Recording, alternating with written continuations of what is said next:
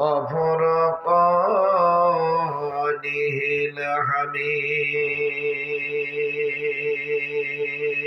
الحميد. أعوذ بالله من الشيطان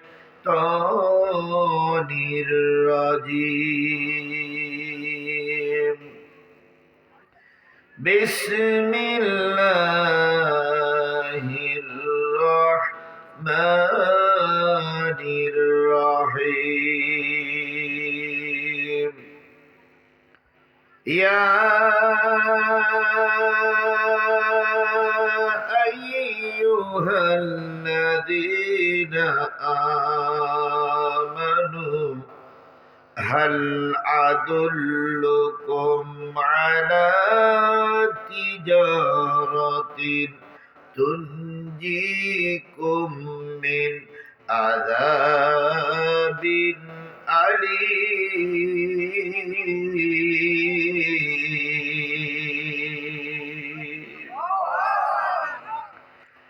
تؤمنون بالله ورسوله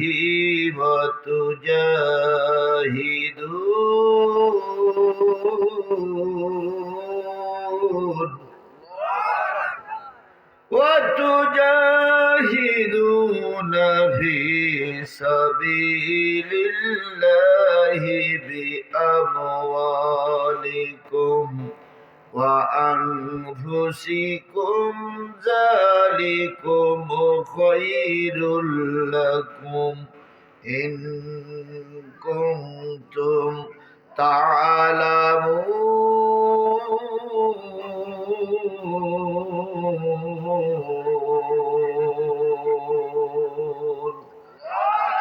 صدق الله المولانا العظيم. قال النبي صلى الله عليه وسلم: أي الأعمال الأفضل؟ قال: إيمان بالله ورسوله. قيل: ثم ماذا؟ قال: الجهاد في سبيل الله. رواه البخاري. أو كما قال رسول الله صلى الله عليه وسلم: إن الله وملائكته يصلون على النبي. يا أيها الذين آمنوا صلوا عليه وسلموا تسليما. اللهم صل على مولانا محمد وعلى آل مولانا। মা আমেনার কোলে একটি ছেলে জন্ম নিল আধার এলে বেলে। মা আমেনার কোলে একটি ছেলে জন্ম নিল আধার এলে বেলে। উঠল বাঁকা চাঁদ, চাঁদ মামাটা চাইল ছেলের একটু আশীর্বাদ।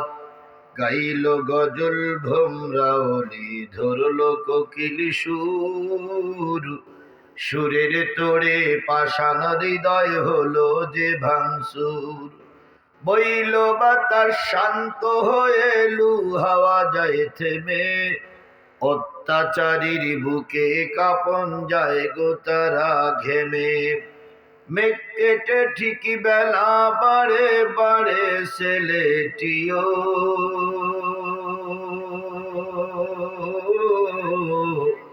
সেই ছেলেটি আমার নবী, সবার তিনি প্রিয়।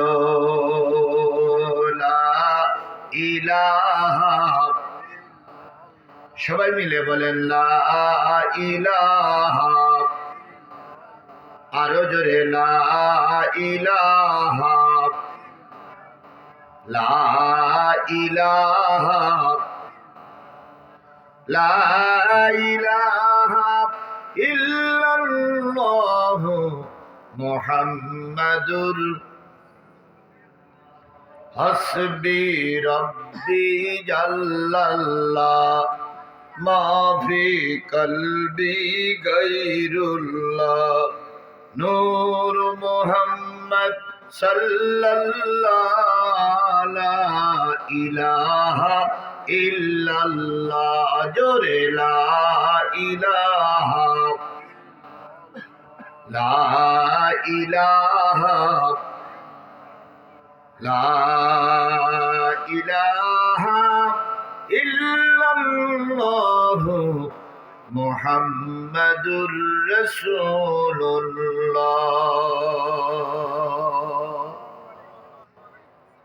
সকলে জবান খুলে একসাথে এক বাক্যে বলছি সাল্লাল্লাহু আলাইহি ওয়াসাল্লাম। দিনাজপুর জেলার বিরল উপজেলার কালিয়াগঞ্জ গোসহাটা কবরস্থানের উদ্যোগে অনুষ্ঠিত হচ্ছে 11তম বার্ষিকী একদিন ব্যাপী তাফসিরুল কোরআন মাহফিল। তারিখ 29 ডিসেম্বর 2024, 14ই পৌষ 1431 বাংলা, রোজ রবিবার। আজকের এই ওয়াজ মাহফিল তাফসির মাহফিলের শ্রদ্ধাভাজন সম্মানিত সভাপতি জনাব মোহাম্মদ গোলাম মোস্তফা কালু, বিশিষ্ট ব্যবসায়ী, কালিয়াগঞ্জ, বিরল, দিনাজপুর। আজকের মাহফিলের স্বনামধন্য সম্মানিত প্রধান অতিথি, জননন্দিত নেতা জনাব মোহাম্মদ মোজাহারুল ইসলাম, সহসভাপতি বাংলাদেশ জাতীয়তাবাদী দল বিএনপি দিনাজপুর জেলা শাখা এবং দিনাজপুর 2 আসন বিরল ও বোজাগঞ্জের মাটি ও মানুষের কর্ণধর ও মনোনয়ন প্রত্যাশী। আজকের মাহফিলের বিশেষ অতিথিবৃন্দ জনাব নুরুল ইসলাম, আলহাজ আব্দুর রউফ, জনাব মোহাম্মদ কাজী ফারুক হোসেন, জনাব মোহাম্মদ আব্দুল মজিদ, জনাব কাজী মশিউর রহমান, জনাব মোহাম্মদ মহসেন আলী। আজকের মাহফিলের সম্মানিত অতিথিবৃন্দ, দাওয়াতি অতিথিবৃন্দ, রাজনৈতিক দলের নেতৃবৃন্দ, আলোচনা করেছেন হযরত মাওলানা মোহাম্মদ এরশাদুল হক, MA ডাবল কামিল তাফসির ও হাদিস, MSS সমাজ বিজ্ঞান, সেক্রেটারি বাংলাদেশ মাজলিসুল মুবাসসিরিন, দিনাজপুর জেলা মহতামিম মোহনা হাফিজিয়া মাদ্রাসা দিনাজপুর। আলোচনা করেছেন মাওলানা রায়হানুল ইসলাম, ইমাম ও খতিব, কালিয়াগঞ্জ কেন্দ্রীয় জামে মসজিদ সহ গর্বিত মায়ের গর্বিত সন্তান শ্রদ্ধেয় ওলামায়ে হযরত।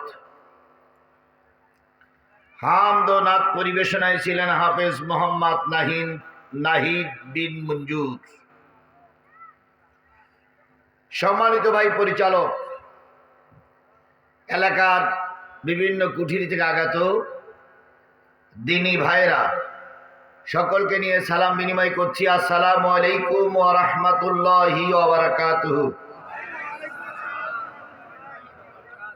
আমি আমার হৃদয়ের চোখ দিয়ে দেখতেছি কিছু অমুসলিম ভাইরা এর ভিতরে বসে আছে। আমরা তাদেরকে কোরআনের পক্ষ থেকে স্বাগত জানাই। কিসের পক্ষ থেকে? কোরআনের পক্ষ থেকে। যারা এখনো যদি কোনো মুসলিম ভাই পাশে থেকে থাকেন, আসুন, আপনাদের জন্য এ ময়দান উন্মুক্ত, কারণ আপনারা আমাদের ভাই। ভারত আমাদের বিরুদ্ধে যতই বাজে মন্তব্য করুক, আমরা সারা জীবন হিন্দু মুসলিম ভাই ভাইয়ের মতন চলেছি। আজকের মাহফিলে তারা আসছে, এই জন্য তাদেরকে স্বাগত জানাচ্ছি। সবাইকে নিয়ে আল্লাহর শুকরিয়া আদায় করছি, সকলে মিলে বলছি আলহামদুলিল্লাহ। আরেকটু জোরে বলুন তো আলহামদুলিল্লাহ। আমরা এখানে বসতে পেরেছি, বসার তৌফিক কে দিয়েছেন? সবাই মিলে বলুন, কে দিয়েছেন?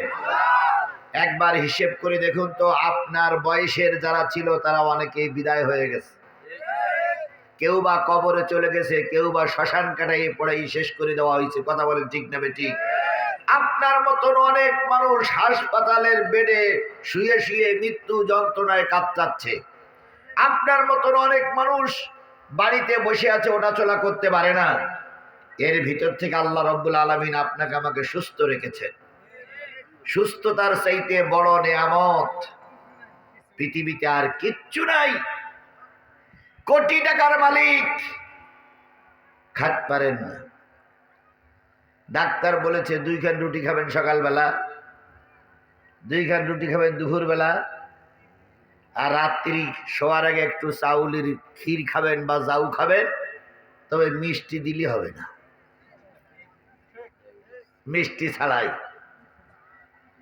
সারা জীবন কোটি কোটি টাকা ইনকাম করলেন, কোটি টাকার উপরে আপনি শুয়ে থাকেন, কিন্তু কপালে আছে সকালবেলা কখান রুটি। তার থেকে বের করে আল্লাহ পাক যতক্ষণ পারাচ্ছে ততক্ষণ আমরা খাচ্ছি। কথা বলেন ঠিক না বেঠিক? তাহলে আল্লাহ যেই রোগী না বানায় আপনাকে আমাকে সুস্থতা দান করেছেন যে আল্লাহ, সেই আল্লাহর শুকরিয়াটা আসতে না জোরে? কারোর জবান বন্ধ থাকবে না, সকলে মিলে বলছি আলহামদুলিল্লাহ। আরেকটু জোরে বলুন তো আলহামদুলিল্লাহ। আজকের নেতারা মঞ্চে বসা, আজকে কতই ডিসেম্বর? 29শে ডিসেম্বর বিএনপির নেতারা মঞ্চে বসা। 29শে ডিসেম্বর 2024-এর নেতারা বুক ফুলিয়ে কথা বলছে, আমরাও কথা বলছি। নেতা বলুক তো 29শে ডিসেম্বর 2023-এর মাহফিলে ওনারা আমরা কি এরকম বুক ফুলিয়ে চলতে পারতাম? জোরে বলেন। চলা তো দূরের কথা, যদি কোনো বিএনপি জামাতের নেতা ওয়াজ শুনতে এসেও বসত, মঞ্চে বসে ভালো লোকের বাচ্চারা ফোন দিত যে বিএনপির জামাতের নেতা কিন্তু এখানে আছে। বলেন বলেন বলেন বলেন বলেন। সেই অবস্থা কে পরিবর্তন করে দিলেন? আমাদের চেষ্টায় কিছুই হয়নি। বিগত 15-15.5 বছর 2টা দল চেষ্টা করেছে, মামলা খেয়েছে, মার খেয়েছে, জেলে গেছে, ফাঁসিতে ঝুলেছে, রক্ত দিয়েছে, এমনকি রাজপথে জীবন দিয়ে শাহাদাত বরণ করেছে, তবু এই ব্যক্তির বাচ্চাদের নামানো যায়নি। 7 তারিখের নির্বাচন পরে বিএনপি জামাতের ভাইরা বুঝলো যে এই ভালো লোকের মেয়ে না মরা পর্যন্ত দেশে আর কিছুই করা যাবে না। এই জন্য নির্বাচনের ময়দান থেকে এসে সব দোয়া করলে, আল্লাহ তুমি তুলে নাও, এর জ্বালা সহ্য হচ্ছে না। ভাই ভালো লাগবে কি করতে? আমরা যখন হারি মারলাম, আমরা যখন ঘরের দরজা দিয়ে কান্না শুরু করলাম, আল্লাহ বললেন তোমাদের চেষ্টা শেষ, আমার রহমত শুরু। আল্লাহর রহমত শুরু হয়ে গেল না? বলুন তো 5 তারিখের স্বাধীনতার পরে যারা এই দেশে আন্দোলন করে এই ভালো লোকের মেয়েরে তারাই দিল, এদের নাম পরিচয় আমাদের কাছে ছিল? আমরা এদের কেউ চিনতাম না। ওরা ময়দানে নামলো, যত লাশ হয়েছে তত ওরা সামনে গিয়ে গেছে। আমরা লাশ হলে পিছনে এসেছি মুরব্বীরা, আর ওদের যত লাশ পড়েছে ততই এরা সামনে অ্যাডভান্স হয়েছে। 100, 200, 500, এমনকি 1000-এর উপরে লাশ পড়লো। তারপর ওরা ময়দান ছেড়ে দেয় না। এক পর্যায়ে আল্লাহ রাব্বুল আলামিন ওদের পরে রহমত করলেন, দেশ স্বাধীন হয়ে গেল।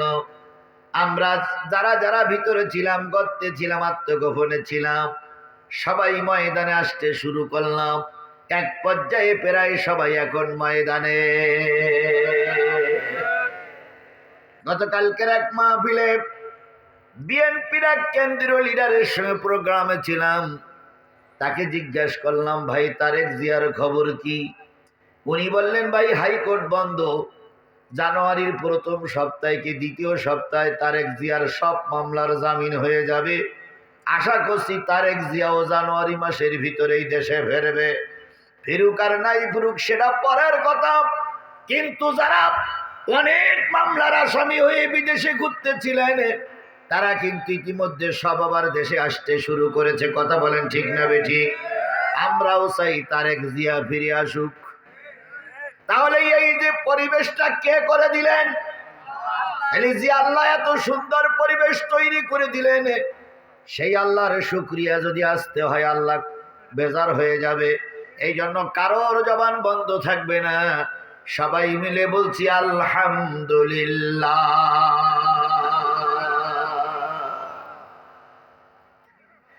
বিশ্ব মানবতার শ্রেষ্ঠ বন্ধু, সমস্ত নবী রাসূলদের শ্রেষ্ঠ রাসূল, আমাদের প্রিয় ভাজন নেতা, যার সুপারিশ ছাড়া কোনো মানুষ জান্নাতে যেতে পারবে না, সেই নবীজির নামে দুরূদ আর সালাম সকলে মিলে বলছি সাল্লাল্লাহু আলাইহি ওয়াসাল্লাম। আল্লাহ বলতেছেন, ওয়ামা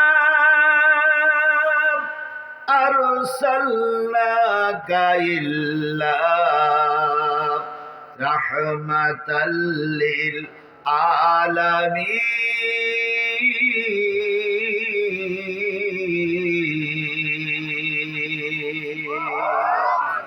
ওগো নবী, আমি আপনাকে গোটা পৃথিবীর সকলের জন্য রহমত করে পাঠালাম। সুবহানাল্লাহ বলেন।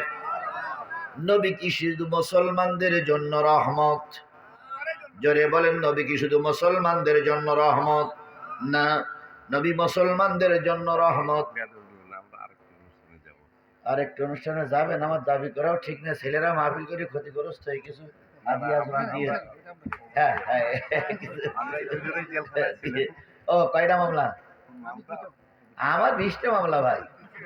আরেকটু অনুরোধ রাখে যাবো, এই যে এখানে যত লোক ওই দোকান পাড়ে মনে হয় বেশি আমি দেখতেছি। হ্যাঁ হ্যাঁ হ্যাঁ হ্যাঁ, দেখি দেখি দেখি দেখি আসে কিনা, চেষ্টা করি দেখি। আল্লাহর নবী এই পৃথিবীর সকলের জন্য ছিল রহমত। কথা বলেন ঠিক না ভাই ঠিক? পৃথিবীতে যত মানুষ এসেছে সব মানুষগুলোর টার্গেট ছিল কারোর কোন মানুষের টার্গেট ছিল মানুষের দেশ দখল করা। কথা বলেন। যেমন আমাদের পার্শ্ববর্তী একটা দেশ আছে, সে মাঝে মাঝে হুমকি দেয় চট্টগ্রাম আর দিনাজপুর নাকি দখল করে নেবে। ওর খাসলাত হইল মাইর খাওয়া। শ্রীলঙ্কার থেকে বেইজ্জতি হয়ে চলে আসছে, চায়না পিটাচ্ছে। আমাদের দুর্বল মনে করে ভাবতেছে বাংলাদেশ দখল করে নেব। ভারত একটা জিনিস মনে রেখো, বাংলাদেশের মানুষ না খেয়ে থাকবে, তবু ভারত তোমার কাছে বাংলাদেশের মানুষ মাথা নত করবে না। ওদিকে আছে পাকিস্তান, এদিকে আছে আফগানিস্তান, আর একদিকে পাশে আছে চীন, তোমার ভিতরে আছে কাশ্মীর, আর এদিকে আছে বাংলাদেশ। সবাই যদি নারায়ে তাকবীর স্লোগান দিয়ে রাস্তায় নামে, মোদি তুমি ধুতির গিরে দেওয়ার সময় পাবা না। কাদের ভাই দেখাও? মুসলমান আমাদের ভাই দেখাই লাভ নাই। কথা বলে ঠিক না ঠিক? আল্লাহর নবী কি দেশ দখলের পক্ষে ছিলেন? কেউ কেউ মনে করেছেন ক্ষমতায় যদি একবার জাতি পারি আর নামবো না। যেমন আমাদের দেশে একজন ছিলেন, উনি বারবার বলতেন আমরা পালাই না, আমরা পালানো জাত নই। 41 কত পালাই গেছে না আছে? এ কালীগঞ্জের মানুষেরা বলুন তো পালাই গেছে না আছে? সুতরাং কারোর টার্গেট থেকে অনেক বছর ক্ষমতায় থাকবে, কারোর টার্গেট থেকে কোন কোন দেশ দখল করবে, কারোর টার্গেট থেকে নারী নিয়ে ভর্তি করবে, কারোর টার্গেট থেকে বহুত সম্পদের মালিক হবে। একমাত্র শুধুমাত্র কেবলমাত্র আমার নবীর টার্গেট ছিল প্রতিটা মানুষ যেন আল্লাহর জান্নাতি হয়ে যায়। কথা কি একটু বাড়াই বললাম না ঠিক বললাম? আল্লাহ নবী আসলেন দুনিয়ায় কতই রবিউল আউয়াল? এই মুসলমান কথা বলেন, কতই রবিউল আউয়াল? 12ই রবিউল আউয়াল আল্লাহ নবী যখন দুনিয়া এসেছিলেন, বলুন তো সেই সময়টা রাত না দিন? সেই সময়টা রাত না দিন? রাতও নয়, দিনও নয়, এখনো রাত শেষ হয়ে যায়নি, পূর্ব দিগন্ত এখনো সূর্য উদয় হয়নি। এমত অবস্থা আল্লাহ নবী আসলেন। যে ঘরে আমার নবী জন্ম নিয়েছিলেন, হিন্দু ভাইরা মুসলিম ভাইরা ভালো করে শোনেন, যে ঘরে আমার নবী জন্ম নিয়েছিলেন সেই ঘরে আমেনা থাকতেন। আমেনা বলতেন, আমি রাতের অন্ধকারে যখন আমার ঘুম ভেঙে যেত, আমি ঘরের ভিতরে শুয়ে শুয়ে দেখতাম আকাশে চাঁদ আর তারা খেলা করছে। চাঁদ আর তারা দৌড়দৌড়ি করে, চাঁদ গোনা তারা গোনা যায়, চাঁদের আনা গোনা বোঝা যায়। তাহলে যেই ঘরে শুয়ে চাঁদ দেখা যায়, যেই ঘরে শুয়ে তারা গোনা যায়, ওই ঘরের কি ছিল না? চাঁদ ছিল না। আমেনা বলেছেন, আমি ঘরের ভিতরে শুয়ে থাকতাম, উত্তর দিক থেকে যদি একটু বাতাস আসতো, বেড়াগুলো সব ভেঙে নিচে পড়ে যেত। দক্ষিণ দিক থেকে বাতাস আসলে বেড়াগুলো সব ভেঙে পড়ে যেত। তাহলে বোঝা গেল যেই ঘরে নবী এসেছিলেন ওই ঘরের বেড়া ঠিক ছিল না, ওই ঘরের ছাদ ঠিক ছিল না। এরকম একটা জীর্ণ শীর্ণ ঘরের ভিতরে আমার নবী আসলেন, রাতও না দিনও না। নবী যখন আসলেন আমেনা বর্ণনা করেছেন, আল্লাহর নবী যখন আমার ঘরে এসেছিলেন, ওই দিন একটু বাতি জ্বালানোর মতন লণ্ঠনে তেলও ছিল না। ও আমার ভাইয়েরা, নবী আসলেন, গোটা মক্কায় সংবাদ পৌঁছায় গেল চাঁদের চাইতে একটা সুন্দর মানুষ আমেনার পেট থেকে দুনিয়ায় নেমে এসেছে। সবাই আনন্দ করলো, কেউ বা খুশিতে গদগদ হলো। উম্মে হানি বলেন, আমি ছুটে গেলাম ভাতিজারে দেখার জন্য। যেয়ে দেখি নবীজির ঘরটা অন্ধকার। আমি আমেনাকে জিজ্ঞেস করলাম, আমেনা ঘরে কোনো বাতি নেই কেন? আমেনা বললেন, বুবু ঘরে কোনো বাতি জ্বালানোর মতন তেল নাই। উম্মে হানি বলেন, নবীকে কাপড় মুড়ি দিয়ে শোয়ানো ছিল, নবীর মুখের থেকে কাপড়টা সরাই নিলাম, নবীর চেহারায় সমস্ত অন্ধকার ঘরটা আলোকময় হয়ে গেছে। আরেকটু জোরে বলবেন না সুবহানাল্লাহ? সেই নবীর পরে নাজিলকৃত কোরআনের আলোচনা হচ্ছে। তুমি মুসলমান বাদামের দোকানে ঘুরে বেড়াচ্ছ, তুমি মুসলমানের বাচ্চা চা খেয়ে ঘুরে বেড়াচ্ছ, খোদার কসম তুমি মুসলমান নামের কলঙ্ক।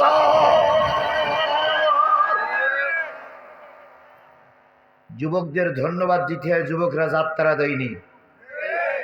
যুবকদের ধন্যবাদ দিতে হয়, যুবকরা পরে নাড়িয়ে নিয়ে নাচায়নি। কিসের মাহফিল দিয়েছে? তাহলে যুবকদের আমরা উৎসাহ দান করব। কথা বলেন ঠিক না বেঠিক?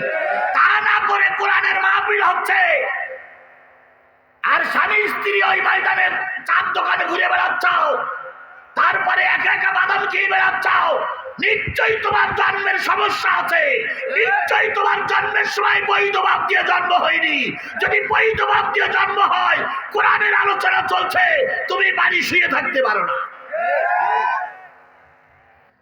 আমি যা দেখলাম সব মোটরসাইকেল আর সাইকেল, তার মানে সব বাইরের লোক। এখানে যারা আসছে প্রায় সব বাইরের লোক। আর না লোকজন দাওয়াত করি, মাইকিং করি যে ভাইরা আমার, বোনেরা তোমার, বিরাট ওয়াজ মাহফিল, আজিজুল ইসলাম জিহাদি আসে, আসো শুনতি। ওনারা শুনতে আইছে, আর এনারা গরুর গোশত থেকে নাকের তেল দিয়ে মানে দায় পড়িছে আমাদের। আমাদের কি দায় পড়িছে তোমার বাপ মার জন্য দোয়া করার? আমাদের কি দায় পড়িছে তোমার গ্রামে আসছো না? যদি সত্যিকার তোমরা ইসলাম প্রিয় হয়ে থাকার, মুসলমানের বাচ্চা হয়ে থাকো, সবাই এই মাহফিল আসবে। এরপরে যদি না আসে, বাজারে যারা আছো শোনো, এরপরে যদি না আসো, আধা ঘন্টা মাহফিল বন্ধ করে দেবো, চার গুরু হবো, গ্রামের ভিতরে ঢুকবো, যেটারে বাড়ি পাবো মুসলমান পুরুষ, ওটা ঠ্যাং ধরে টানতে টানতে নিয়ে আসবো। কোরআনের মাহফিল হচ্ছে, বাড়ি থাকার কোনো সুযোগ আছে? যদি বলেন বাড়ি থাকার কোনো সুযোগ আছে? এই মাহফিল আগামীকাল আর হবে? এই মুসলমান কথা বলেন, এই মাহফিল আগামীকাল আর হবে? তাহলে বছরে একটা দিনের কোরআনের এই কি সুন্দর জান্নাতের জজবায় ওনারা নাই। আল্লাহ ওনাদের আশার তৌফিক দান করুক। আমরা অন্তর থেকে দোয়া করি, আল্লাহ সব মুসলমানদেরকে এই মাহফিলে যেন এসে বসার তৌফিক দান করেন। আর একটু জোরে বলেন আমিন, অন্তর খুলে বলেন আমিন। ভাইরা আমার, বোনেরা আমার, দাবি করছে আসুন সকলে কোরআনের মাহফিলে বসে থাকি। বলুন তো, আপনারা না আসলে ক্ষতিটা আমার না আপনাদের? না, যারা আসেনি তাদের ক্ষতি হচ্ছে না? আরে বাবা, আমরা তো আসছি সবের জন্য, কিন্তু ওদের ক্ষতি হচ্ছে, তাই পাই ধরতেছি। কথা বলেন, কথা বলেন। যদি বুঝলেন তো বুঝলেন, না বুঝলেন তো কসু। আমার ভাইরা, আল্লাহর নবী সাল্লাল্লাহু আলাইহি সাল্লাম জন্ম নিয়েছিলেন যেই ঘরে, সেই ঘরে কি ছিল না? লাইট জ্বালানোর জন্য তেল ছিল না। উম্মে হানি বলেন, আমি নবীজির মুখের পরের থেকে কাপড়টা সরাই নিলাম, মুখের চেহারায় অন্ধকার ঘরটা কি হয়ে গেল? আলোকময় হয়ে গেল। আমি নবীজির দিকে তাকাই দেখি আল্লাহর নবী বিড় বিড় বিড় বিড় করে কি যেন বলতেছে। আমি নবীজিকে কোলে নিলাম, বলতেছেন উম্মে হানি নবীজির ফুফি আম্মা আব্দুল্লাহর বোন, তিনি বলতেছেন আমি ভাতিজা মোহাম্মদকে কোলে নিলাম, ছোট মুখটা কানের কাছে লাগাই দিলাম, কি যে বলে আমি বুঝতে পারি না। নবী যখন একটু বড় হলো, আমি জিজ্ঞেস করলাম, ভাতিজা জন্মের পরপরই তুমি কি বলেছিলে? মুহাম্মদ সাল্লাল্লাহু আলাইহি সাল্লাম বলতেছিলেন, ফুফি আম্মা জন্মের পরে কেঁদেছিলাম, রব্বি হাবলি উম্মতি, আয় আল্লাহ আমার গুনাহগার উম্মত গুলোরে মাফ করিয়া দাও। তাই নবী জন্মের পরে কাঁদলেন কাদের জন্য? আপনারা কি সেই উম্মত? বলেন আমরা কি সেই উম্মত? তাহলে তাই যদি হয়, এই কোরআন কার পরে নাজিল হয়েছে? রসুলের উপরে। এই কোরআন নিয়ে আসছেন কে? জিবরাইল।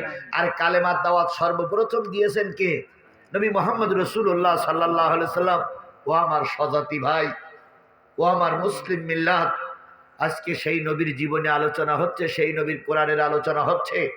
তুমি তো ঘরে শুয়ে থাকতে পারো না, তুমি তো বাজারে থাকতে পারো না। যদি শুয়ে থাকো, বাজারে থাকো, খোদার কসম কিয়ামতের দিন ওই নবীর সুপারিশ তোমার কপালে জুটবে না। আমি সারা রাত অস করবো না, আমি 12টা পর্যন্ত কথা বলা লোক।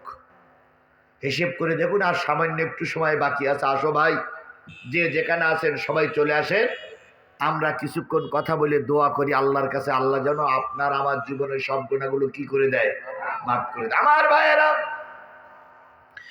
নবী সাল্লাল্লাহু আলাইহি সাল্লাম এই পৃথিবীতে বেঁচে ছিলেন কত বছর? 63 বছর বয়সে যখন আল্লাহ নবী বিদায়ের সময় চলে আসলো, জিবরাইলের কাছ থেকে বিদায় নিলেন, পরিবারের লোকদের কাছ থেকে বিদায় নিলেন, আল্লাহ নবী মৃত্যুর জন্য প্রস্তুতি নিচ্ছেন।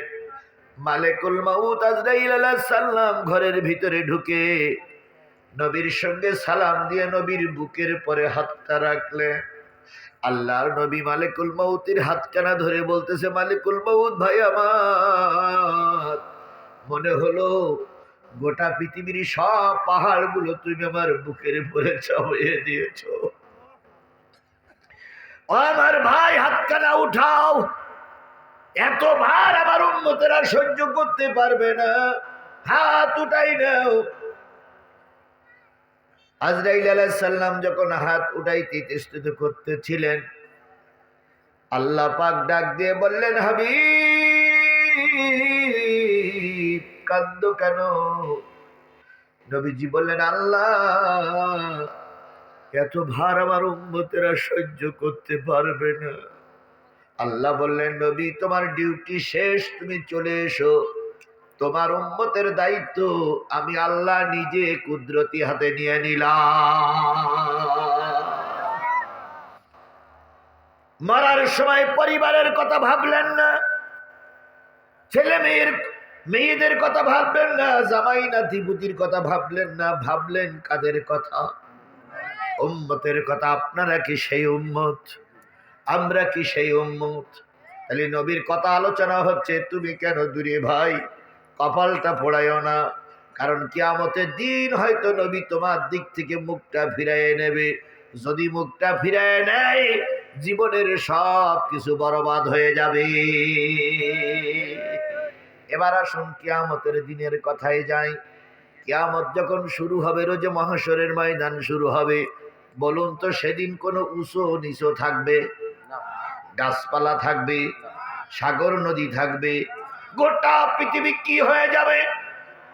এখানে বসেই কাবা ঘরে দেখা যাবে। কাবা ঘরের পাশেই আল্লাহ পাক আরশে আজিম, তার আরশ বসাই নেবেন, তার আরশ বসাবেন, তার চেয়ার বসাবেন। এবার মালিকুল মউত আজরাইল জিবরিল মিকাইলকে উঠাইয়ে বলবে, আমার নবীর কাছে যাও, আমার নবীকে তোমরা আমার সামনে নিয়ে এসো। নবী আমার সামনে না আসা পর্যন্ত আমি আল্লাহ বিচার শুরু করব। সব ফেরেশতারা চলে যাবে। নবীজির কবরের পাশে যেই বলবে, ইয়া রাসূলুল্লাহ, আল্লাহ আপনাকে সালাম জানিয়েছেন, আল্লাহ আপনাকে সালাম জানিয়েছেন, আপনি দয়া করে রোজে মহাশরের ময়দানে চলুন। আল্লাহর নবী কবরের মাঝখান থেকে ফাঁক হয়ে যাবে। নবী মাথা উঁচু করে দেখবে, রোজে মহাশরের ময়দানে কোনো লোক নাই, একদম ফাঁকা আর ফাঁকা। আল্লাহ নবী বলবেন, ও জিবরিল, ও জিবরিল, ও জিবরিল, তুমি চলে যাও, আমি রোজে মহাশরের ময়দানে যাব না। আমার সব উম্মত গুলোরে জাহান্নামে দিয়ে আল্লাহ আমাকে দরবারে ডেকেছে, আমি যাব না। আল্লাহ নিজেই ডাক দিয়ে বলবে, হাবিব, ওহুদে মার খেয়েছো, তায়েফে রক্ত দিয়েছো, বদরের প্রান্তরে রক্ত দিয়েছো, সারা জীবন তুমি চোখের পানি ফেলাই কেঁদেছো। আমি আল্লাহ আজকে তোমার আর কাঁদাবো না। তুমি যার জন্য সুপারিশ করবে, আমি আল্লাহ তারে মাফ করে জান্নাতে নিয়ে যাব। ও বন্ধুরা, নবীর সুপারিশ কি আমাদের দরকার আছে? জোরে বলেন, নবীর সুপারিশ আমাদের দরকার আছে? এই নবীর সুপারিশ যদি দরকার থাকে, তাহলে নবীর নাম শোনার পরে দুরূদ শরীফ পড়া দরকার আছে কিনা? তাহলে আমরা নবীর নামে দুরূদ আর সালাম দিয়ে শুরু করছি, সাল্লাল্লাহু আলাইহি ওয়াসাল্লাম। রাসূল আমার ভালোবাসা, রাসূল আমার আলো আশা, রাসূল আমার প্রেম বিরহের মূল আলোচনা, রাসূল আমার কাজে কর্মের অনুপ্রেরণা, রাসূল আমার ভালোবাসা। নেতার মতন নেতা আমি পাই না যখন খুঁজে, কান্দি এবং কান্দি শুধু এই দুটি চোখ বুজে, তখন তোমার বদর উহুদ যোগায় মন্ত্রণা।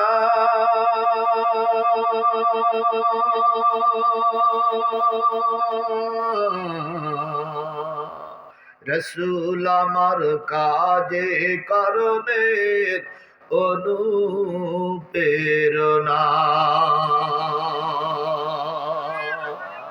সেই রসুলের নামে আবারও দুরূদ আর সালাম সাল্লাল্লাহু। বন্ধুগণ, প্রত্যন্ত অঞ্চল লিচুর জন্য বিখ্যাত। দিনাজপুর লিচুর জন্য বিখ্যাত। আর এই এলাকায় এসে দেখলাম শুধু লিচু গাছ আর লিচু গাছ। এই প্রত্যন্ত অঞ্চলের মানুষ বড় বড় শহরগুলো যেতে আপনাদের অনেক কষ্ট হয়। সেই মানুষগুলোর ভিতর থেকে বাছাইকৃত কিছু মানুষ আমরা বসেছি কি শোনার জন্য। আমি যদি কোরআন থেকে কিছুক্ষণ আলোচনা করি, আপনারা কি শুনতে রাজি আছেন? সবাই রাজি আছেন? আল্লাহ সবাইকে হেফাজত করুক, সবাইকে বসার তৌফিক দান করুক। সকলে মিলে বলুন আমিন। আমি প্রায় 50 মিনিটের মতন সময় কথা বলেছি। আশা করি আর 50টা মিনিট সময় কথা বললে আপনাদের কোনো সমস্যা হবে না। এই জন্য আশপাশের মানুষগুলো দয়া করে একটু কোরআনের মাহফিলে এসে বসুন। আমি দীর্ঘক্ষণ ধরে শীতের রাত আপনাদের কষ্ট দেব না।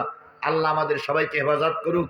আমি আপনাদের সামনে সূরা সফের 2টা আয়াত তেলাওয়াত করেছি। তেলাওয়াতকৃত আয়াতের পরে ভিত্তি করেই কথা বলবো। আল্লাহ রাব্বুল আলামিন বলতেছেন, ইয়া আইয়ুহাল্লাযীনা আমানু হাল আদুল্লুকুম আলা তিজারাতিন তুনজিকুম মিন আযাবিন আলীম। হে ঈমানদারেরা, আমি কি তোমাদের এমন একটা ব্যবসার কথা বলে দেব না, এমন একটা কাজের কথা বলে দেব না যে কাজ করলে তোমরা কেউ দোজখে যাবা না? কে বলছে? আল্লাহ। আল্লাহ বলতেছে এমন একটা কাজের কথা বলবো না, এমন একটা ব্যবসার কথা বলবো না যে ব্যবসা কাজ করলে কেউ কোথায় যাবে না? দোজখে যাবে না। আচ্ছা, 1 2 3 ভাগে লোক বসে আছেন।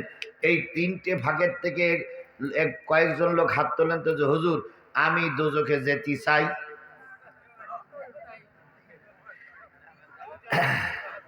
কেউ দোজখে যেতে চায়? চাই না। আচ্ছা বলুন, দোজখে যেতে চান না, মার মেরিয়েছেন, আব্বারে বাড়ির থেকে বের করে দিয়েছেন, এইরকম কোনো লোক থাকলে একটু হাত তোলেন তো। কেন? যে ব্যক্তি মার মেরেছে, বাপকে বাড়ির থেকে বের করে দিয়েছে, সে কি ভেস্তে যেতে পারবে বলে মনে হয়? মনে হয় না। আচ্ছা, যারা সুদ খান, প্রকাশ্য সুদখোর, তারা একটু হাত তোলেন ভাই।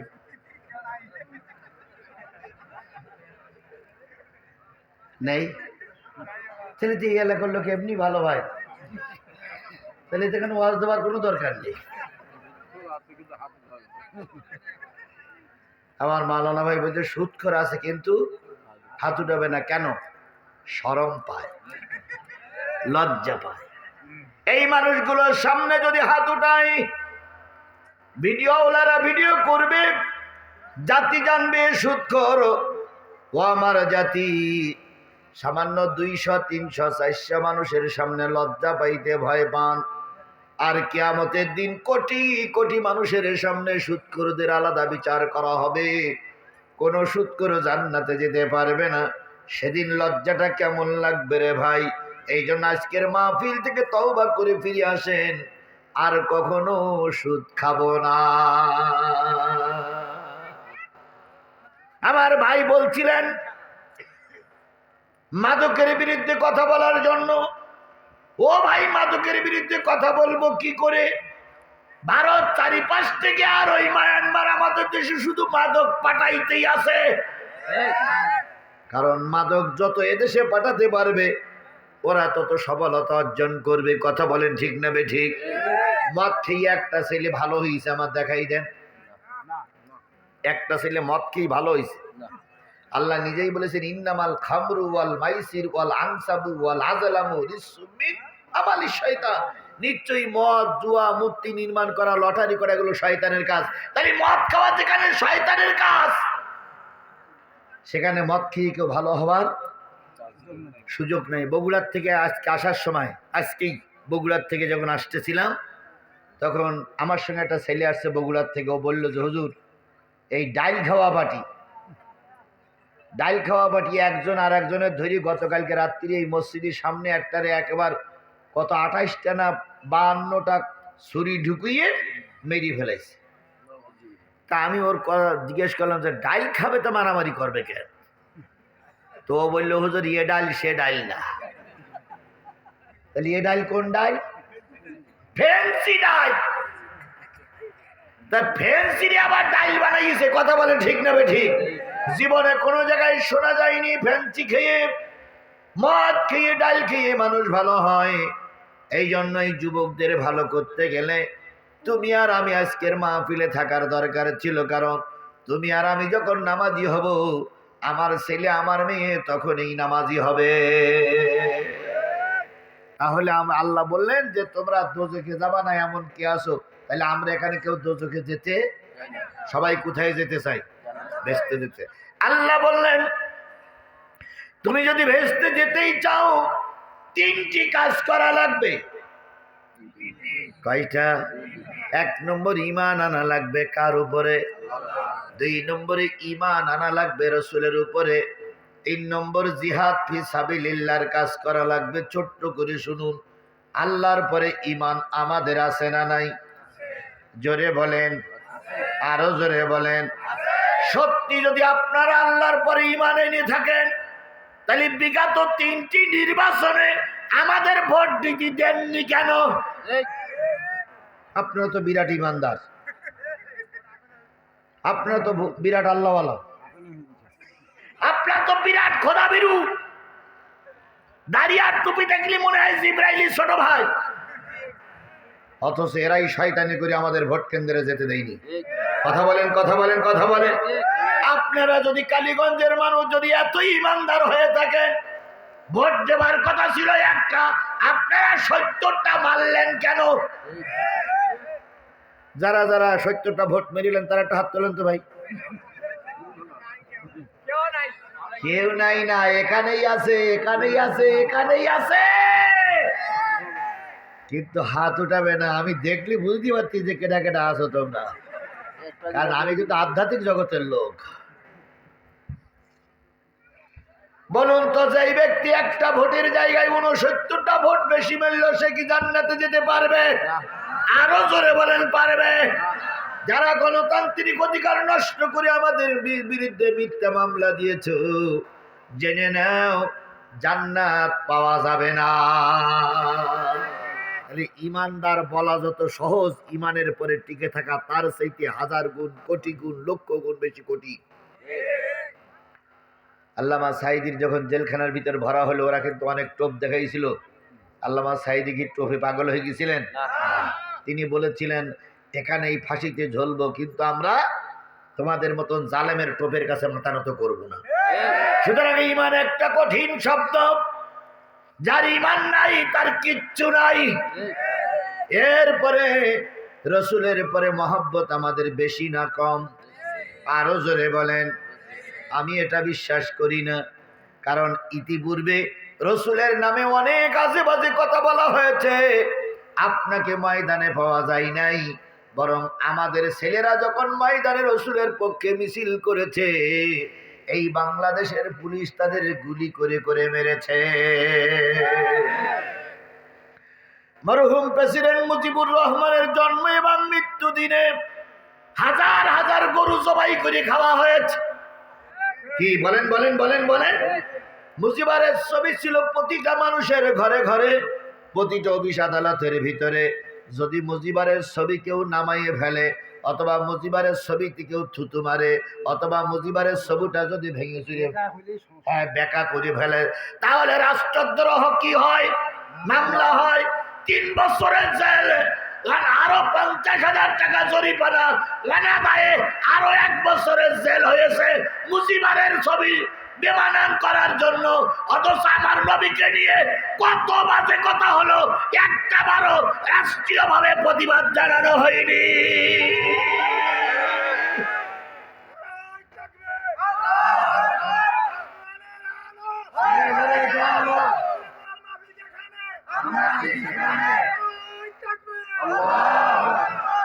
তাহলে কি করে বলি আমরা রসুলের ভালোবাসি? শেখ হাসিনা আর হাসিনা উনি থাকতেন আমাদের সবাই মাথার উপরে। এই যে হুজুররা স্যারেরা এনাদের মাথার উপরে কে থাকতো? শেখ হাসিনা রহমাতুল্লাহ আলাই।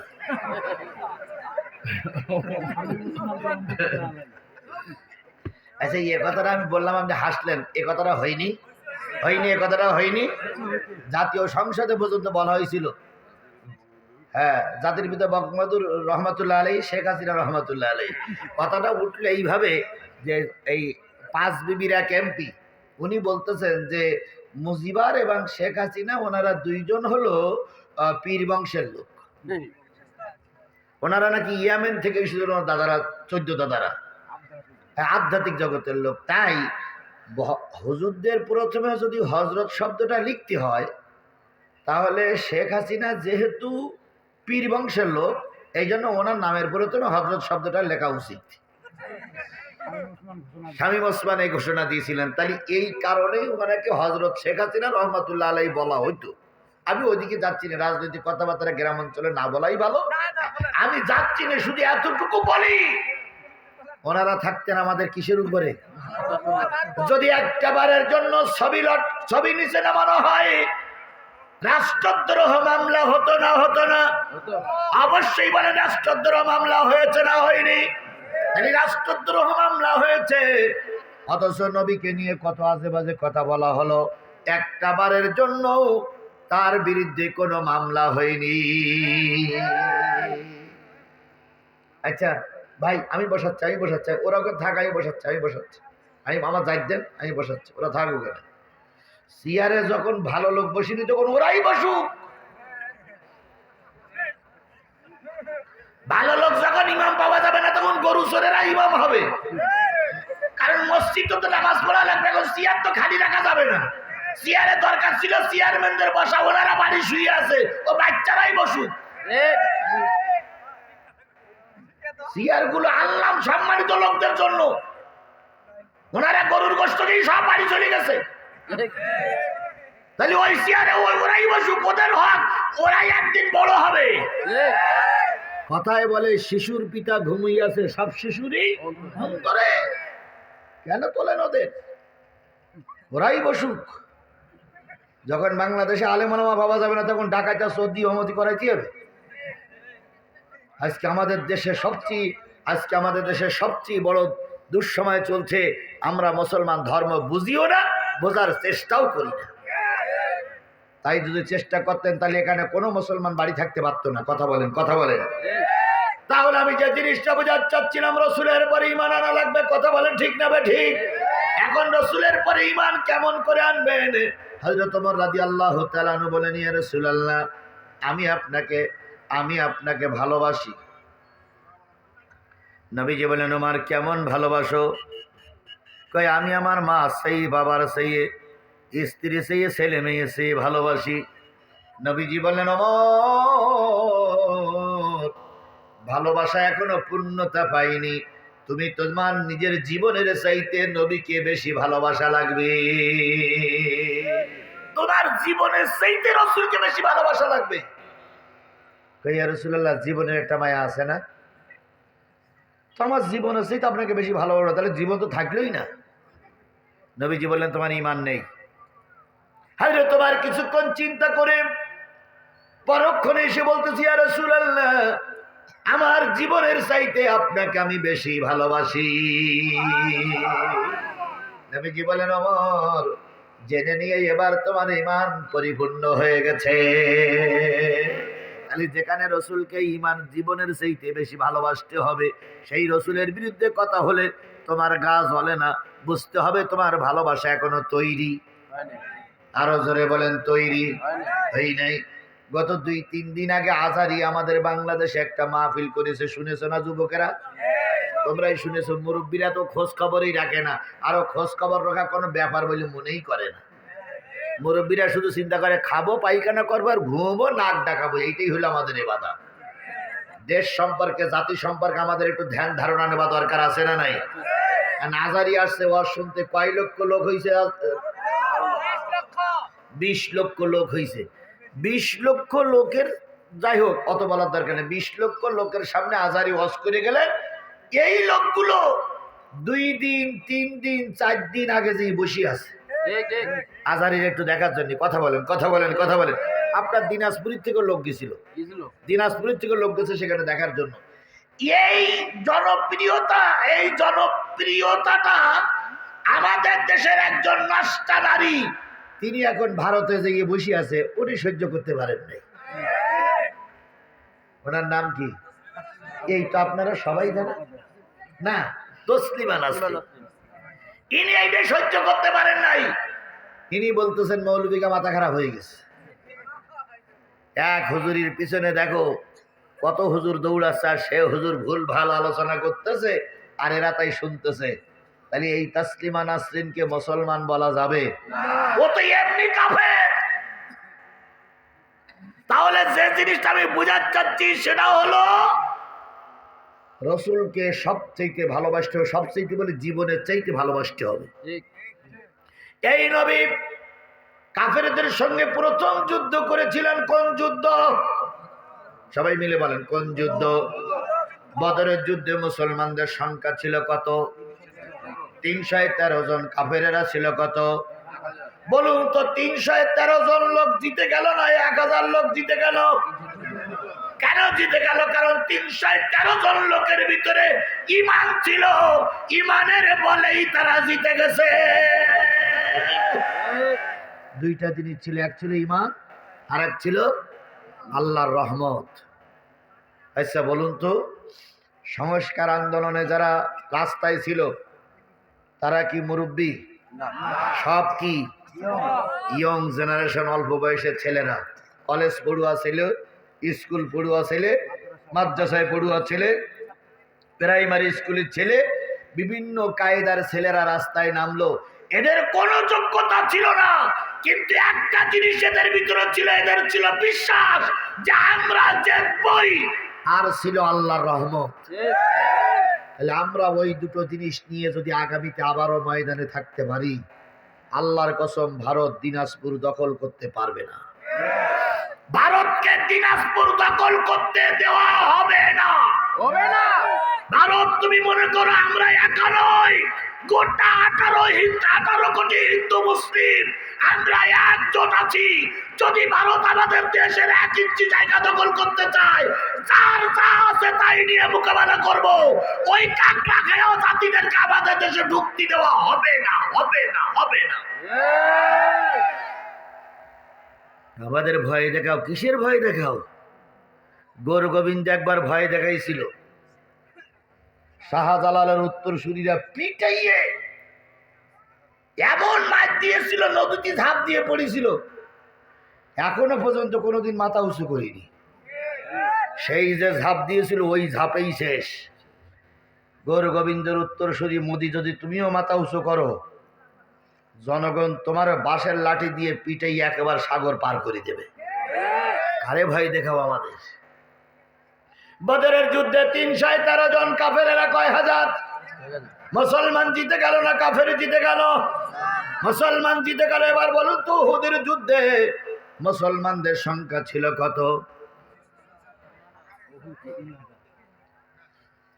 উহুদের যুদ্ধে মুসলমানদের সংখ্যা 1000 আর কাফেরদের সংখ্যা 3000।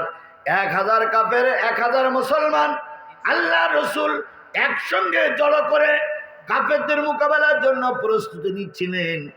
হঠাৎ করে এক মৌলবী মাথা ছাড়া দিয়ে উঠলো। ওই মৌলবীর মুখে দাঁড়িয়ে আছে, মৌলবীর মাথায় টুপি আছে, মৌলবীর মাথায় পাগড়ি আছে, মৌলবীর গায়ে জুব্বা আছে। এই মৌলবী উঠে দাঁড়াই বলল, এই যুদ্ধে যাওয়া যাবে না। কেন যাবে না? এই যুদ্ধে গেলে কাফেরেরা বদরের প্রতিশোধ নেবে, একটাও বাড়ি আসতে পারবে না। 300 হুজুর, 300 মৌলবী পিছন দিক থেকে কেটে পড়ল। ওই যুদ্ধে মুসলমানদের চরম ক্ষতি হয়ে গেল। তাহলে 300 লোক নিয়ে কেটে পড়েছিল যে মৌলবীর দল, সেই মৌলবীর দল আজও বাংলাদেশে আছে না নাই? জোরে বলতে হবে, সেই মৌলবীর দল আজও বাংলাদেশে আছে না নাই? আমি গোটা বাংলাদেশ সফর করে যা আমার আইডিয়া হয়েছে, ধারণা হয়েছে, আমার বিশ্বাস শুধুমাত্র মৌলবীরা মৌলবীদের বিরোধিতা যদি না করে, আগামী সংসদ হবে কোরআনের সংসদ।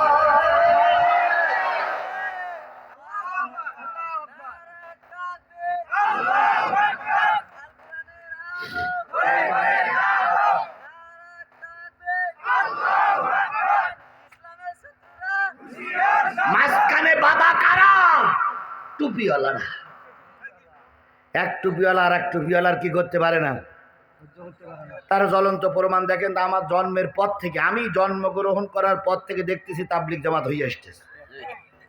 কি তাই দেখেছি না আমরা? তাবলিগ জামাতের কয়টা ইজতেমা হইতো? একটা ইজতেমা হইতো। আমি ওই ইজতেমায় গেছি, বাস্তব কোরআন শরীফ সামনে আমি ইজতেমায় গেছি।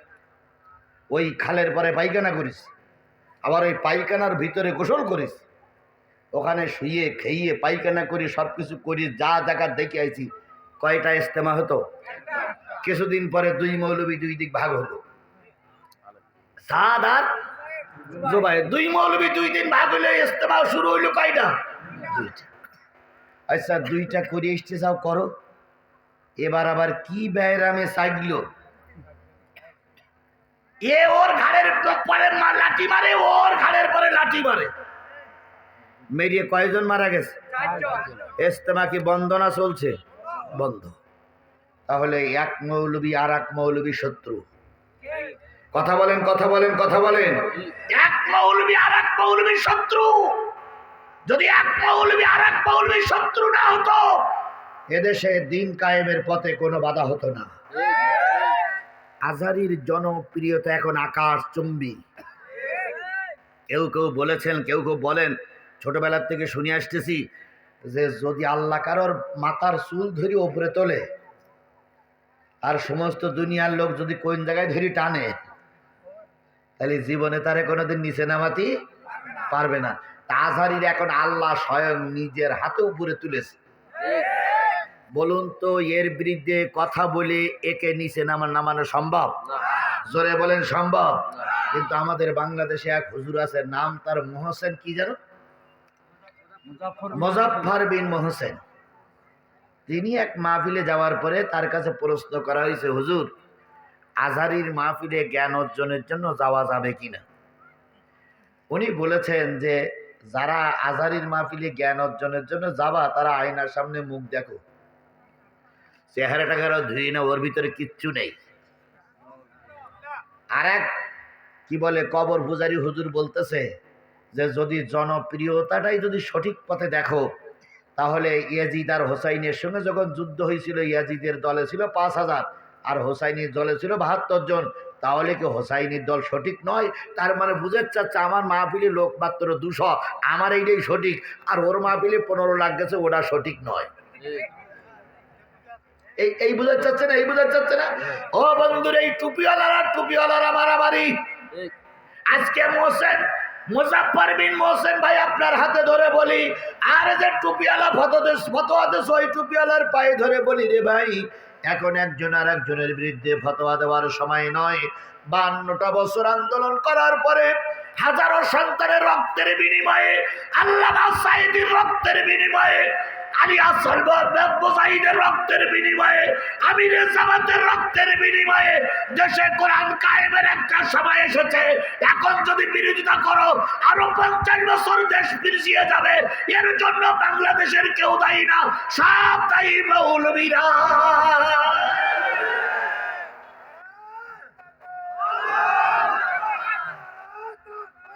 আল্লাহু আকবার।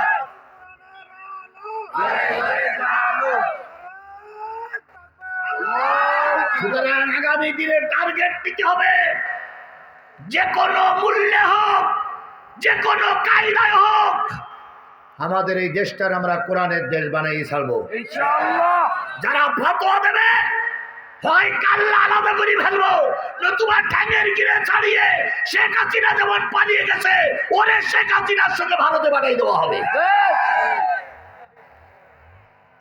তোমরা কার দালালি করি শুধু আমরা জানি না। ওনারা বলতেন, মাননীয় প্রধানমন্ত্রী আপনি জান্নাতি।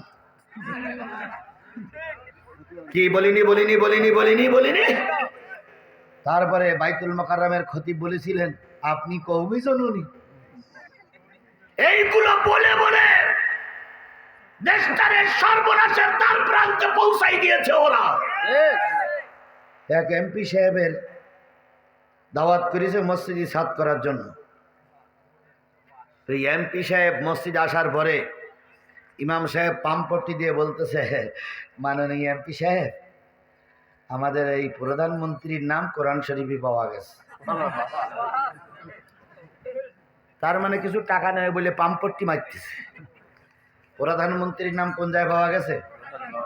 কোরআনে পাওয়া গেছে। এমপি সাহেব বলতে, হুজুর এ তো আমি বাবার জন্ম কোনোদিন শুনিনি, আপনি টাকা নেবেন নেন, কিন্তু এমপি এই প্রধানমন্ত্রীর নাম কোরআন শরীফ পাওয়া গেছে, এ আপনি কি বলতেছেন? কচ্ছে না স্যার, আমি দেখাই দেব। এমপি সাহেব তখন বলতে, যদি আপনি দেখাই দিতে পারেন, প্রমাণে সঠিক করে দিতে পারেন, আমি কথা দিলাম আপনার মসজিদ করতে যত টাকা লাগে সব আমি দেব। তখন ইমাম সাহেব বলতেছে, স্যার তাহলে এই কোরআন শরীফের আয়াতটা শোনেন। তো বলতেছে কি, রাব্বানা আতিনা ফিদ দুনিয়া হাসিনা।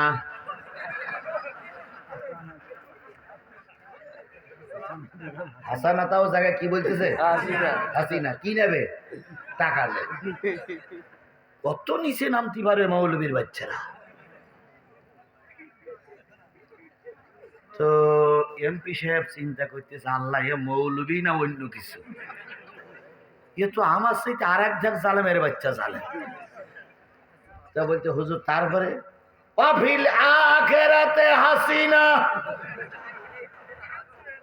এমপি সাহেব তখন বলতে, হুজুর আর পড়তে হবে না, আপনি যা করেছেন আপনার ইমানও তো গেছে, আর আমারও ঠেকাইয়েন না, আপনার মসজিদ করতে যা টাকা লাগে আমি দেবো, আপনি আর দয়া করে আয়াত বিকৃতি করেন না। এ জাতীয় মৌলবী আমাদের দেশে ছিল কিনা? জোরে বলেন ছিল কিনা? বিশ্বাস করো কালিয়াগঞ্জের মানুষেরা, যদি এই জাতীয় মৌলবীরা না থাকতো, ওদের কোনো সাহস হইতো না আল্লামা সাঈদীকে ওরা মেরে দেবার। ওদের কোনো সাহস হতো না হেফাজতের আলেমদেরকে গুলি করে মারার। শুধুমাত্র আমাদের মতন একদল পাঁচটা মৌলবীদের 2 নম্বর করার কারণেই আল্লামা সাঈদীকে ওরা দুঃখে দুঃখে মেরে দিয়েছে। তারা এখন আছে না নাই? আমরা তাদেরকে দেখে রাখতেছি। আজকের এই কালিয়াগঞ্জের মানুষেরা আমার দিন তারিখ দিয়ে লিখে রাখো, আল্লামা সাঈদীর মৃত্যুর জন্য যারা দায়ী, একটারও ক্ষমা করা হবে না, একটারও ক্ষমা করব না। কারণ হাজারো আজারি আসতে পারে, হাজারো লক্ষ আমির হামজা জন্ম নিতে পারে, কিন্তু বাংলার জমিনে আর সাঈদীর মতন কোন লোক জন্মাবে বলে আমার মনে হয় না। সাঈদী সাঈদী, কোন বিকল্প আছে? আজহারির 15 লক্ষ লোক হয়েছে, আল্লাহর কসম যদি আজহারির 15 লক্ষ লোক হয়ে থাকে, আল্লামা সাঈদী যদি বেঁচে থাকতেন আর জেলখানার থেকে বাহির হতেন, বাংলাদেশের কোনো মাঠ, নদী, ঘাট, পুকুর, কারবার, কোনো মাঠ, ঘাট, বিল জায়গা ছিল না, আল্লামা সাঈদীর উপস্থিতি হলে লোক জায়গা দেওয়া যায়। যে জিনিসটা বুঝাতে চাচ্ছিলাম সেটা হলো, রসুলের প্রতি মহব্বত থাকা লাগবে। শুধু মৌলবীরাই মৌলবীদের বিরোধিতা যদি না করে, আগামী দেশ হবে কিসের দেশ? কোরআনের দেশ। এবার বলুন তো, হুদের যুদ্ধে কয়জন লোক নিয়ে একজন মৌলবী কেটে পড়লেন? 300। আল্লাহর নবী স্বাভাবিক একটু মন খারাপ করলেন। নবীজি মদিনার মসজিদে আসলেন। সাহাবীরা বলেন, ইয়া রাসূলুল্লাহ, ঘরে যখন খাবার থাকে না, ছোট ছোট বাচ্চাগুলো যখন ক্ষুধার যন্ত্রণায় কান্নাকাটি করে, মা তার সন্তানকে ফুসলাইয়ে ফাসলাইয়ে আপনার দরবারে পর্যন্ত পৌঁছায় দেয়। আপনার চেহারার দিকে তাকাই থাকে। 2 দিন 3 দিন 4 দিন 5 দিন পর মা যখন এসে বলে, বাজান রে বাড়ি চল, রুটি আর খেজুরির ব্যবস্থা হয়েছে। বাচ্চাটা মসজিদ থেকে বেরিয়ে এসে মার গালে 2 চুমা দিয়ে বলে, আম্মু তুই বাড়ি ফিরে যাও। নবীজির চেহারার দিকে তাকাই থাকলে পেটে ক্ষুধা থাকে না। হযরত আনাস রাদিয়াল্লাহু তাআলা বর্ণনা করেন, কোন একটা পূর্ণিমার চাঁদে আমি ফাঁকা জায়গায় নবীর সঙ্গে বসা ছিলাম। হঠাৎ করে চাঁদ যখন মাথার পরে আসলো, চাঁদের আলো আল্লাহর নবীর চেহারার পরে পড়তেছিলেন। নবীজির চেহারাটা ঝলমল করতেছিল। আমি একবার চাঁদের দিকে তাকাই, একবার রহমতের নবীর দিকে তাকাই। চাঁদে কলঙ্কের ছাপ পেয়েছি, কিন্তু আমার নবীর চেহারার ভিতরে কোনো কলঙ্কের ছাপ পাইনি। হযরত আয়েশা রাদিয়াল্লাহু তাআলা বর্ণনা করেন, নবী রাষ্ট্রীয় কাজ শেষ করে ঘরে আসতেন। ঘরে আসার পরে আমি নবীকে কম্বল মুড়ি দিয়ে শোয়াই দিয়ে এরপরে নবীর ছেঁড়া কাপড়গুলো সেলাই করতাম। লণ্ঠন জ্বলতো, কখন জানি লণ্ঠনের তেল ফুরিয়ে গেছে, লণ্ঠন নিভে গেছে, নবীর কাপড় এখনো সেলাই করা হয়নি, হাতের সুচটাও পড়ে গেছে। আমি চিন্তা করেছি নবীর এখন কাপড়গুলো কি করে সেলাই করব। মাথায় একটা কৌতূহল এসেছে, বুদ্ধি এসেছে। নবীজির চেহারার থেকে কাপড়টা সরাই দিয়েছি। নবীজির চেহারায় যে আলো হয়েছে, ওই আলোয় আমি আমার হারানো সুজ খুঁজে পেয়েছি। রাহমাতাল লিল আলামিন সরদারে আল কাউনাইন কামলেওয়ালা প্যারা নবী লৌগো চালাম, লৌগো চালাম, কামলেওয়ালা প্যারা নবী লৌগো চালাম, লৌগো চালাম।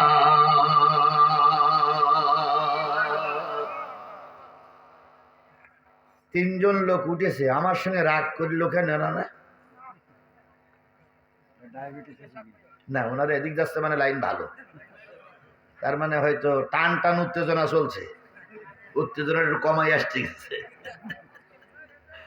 হিসু সে গেছে, হিসু হিসু ছেড়ে আসুক।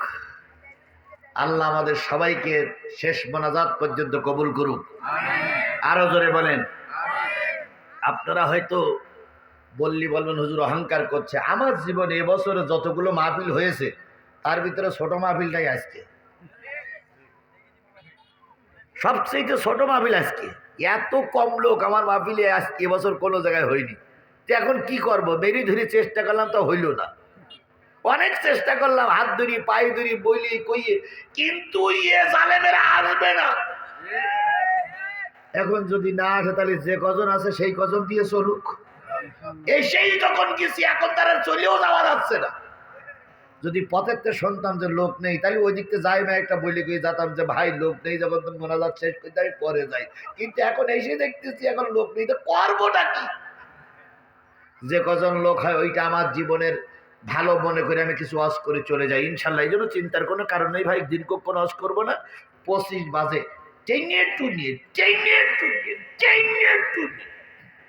12টা পর্যন্ত যাওয়া যায় কিনা চেষ্টা করতেছি।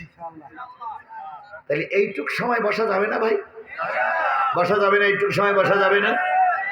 আর যদি মনে করেন হুজুর আজকে ওয়াজ শুনে মন ভরিনি, তাহলে বাড়ি দিয়ে একটু শোবার আগে এই ক্যাসেটগুলো শুনবেন, আপনার মন ভরে যাবে। আপনাদের মাওলানা সাহেব আমার সঙ্গে বলতেছিলেন যে হুজুর আপনার ওয়াজ না শুনে আমি ঘুম পড়ি না। এরকম অনেক লোক আছে, নারী পুরুষ সবাই জিহাদির ওয়াজ, আমির হামজার ওয়াজ, আল্লামা সাঈদীর ওয়াজ না শুনে ঘুমায় না। আপনাদের যদি আজকের ওয়াজের ভিতরে কোনো রকম ক্ষোভ না মেটে, তাহলে দয়া করে ক্যাসেটগুলো শুনবেন, আল্লাহ বরকত দিক। আমার ভাইয়েরা, নবী সাল্লাল্লাহু আলাইহি সাল্লাম মনটা একটু খারাপ, মদিনার মসজিদে এসে বসে বললেন, হযরত ওমর বলেন, ইয়া রাসূলুল্লাহ, আপনার চেহারার মলিনতা আমরা সহ্য করতে পারি না, কি হয়েছে বলুন। নবীজি বললেন, ওমর রে, শুনিনি 300 লোক নিয়ে এক মৌলবী কেটে পড়েছে। কয়শো? হযরত ওমর বললেন, ইয়া রাসূলুল্লাহ, অনুমতি দেন, অনুমতি দেন, কালকের সকালবেলার সূর্য ওঠার আগেই আমি ওই মৌলবীর কাল্লা আলাদা করে আপনার কাছে নিয়ে আসবো। নবীজি বললেন, না না না, এখন যদি রক্তপাত ঘটাই কাফেরেরা বলবে মৌলবীরা মারামারি করেছে। তাবলিগ জামাত মারামারি হচ্ছে না, মারামারি হচ্ছে আমাদের অস্তিত্বের সাথে। ভারত বুঝাচ্ছে, আমেরিকারে বুঝাচ্ছে যে দেখো হুজুররা মারামারি। আর আমেরিকা বলতেছে ওই দেশে জঙ্গির উত্থান হয়েছে, যার কারণে শেখ হাসিনার সময় যারা হয়নি, এখন হুজুররা মারামারি করতেছে। ও তাবলিগ ভাইয়েরা, তোমরা মারামারি করুনি, আমাদের অস্তিত্বের উপরে তোমরা আঘাত করেছো। বলুন তো, আমেরিকা কি বোঝে যে কেরা জামাত ইসলাম আর কেরা তাবলিগ? আমেরিকা বোঝে কেরা টুপিওয়ালা আর কেরা দাড়ি কাটা, তাই বোঝে না? এখন টুপিওয়ালারা মারামারি করলে ওরা কোরআনের দোষ দেবে, ওরা ইসলামের দোষ দেবে, ওরা জামাত ইসলামের দোষ দেবে, ওরা মৌলবাদীদের দোষ দেবে, জঙ্গি ট্যাগ লাগাবে। যা লাগাছে ওই কি বলে আর বাংলার রিপাবলিক বাংলার সাংবাদিক ময়ূক রঞ্জন দাস ও শুধু লাপাচ্ছে আর বলতেছে হ্যাঁ বান্দর নাচতেছে আর বলতেছে বাংলাদেশ মৌলবাদীদের দখলে চলে গেছে। এদিকে একবার দৌড় মানে মনে হয় যেন ব্যাং লাফাচ্ছে। তাহলে এই বাদাম বিকৃত করাই এই মলন বেচায় এই লোকটা আমাদের দেশের বিরুদ্ধে কথা বলছে। সেই সময় যদি এক মৌলবী আর এক মৌলবীর মারে তাহলে আরো দেশটা ধ্বংসের দিকে চলে যাবে। গতকাল আগামীকাল দিনাজপুরের রেল স্টেশনে একজন খ্রিস্টান আর একজনের মুসলমানের দাড়ি ধরে টানতেছে আর বুকসিন মারতেছে। এখন আপনি যেই দেখতেছেন একজন খ্রিস্টান মারতেছে কারে? মুসলমানের। আপনি মুসলমানের পিছনে যেই বলবেন নাকি যে ভাই তুমি তাবলিগের না জমাতের, তুমি চরমনাইয়ের না হেফাজতের, তুমি কি কওমি না আলিয়া, এই কথা বলবেন? আপনি এই কথা বলবেন? একজন খ্রিস্টান একজন মুসলমানকে মারতেছে, আপনার উচিত কি? খ্রিস্টানের হাত থেকে মুসলমানকে কি করে আনা? হেফাজত করা।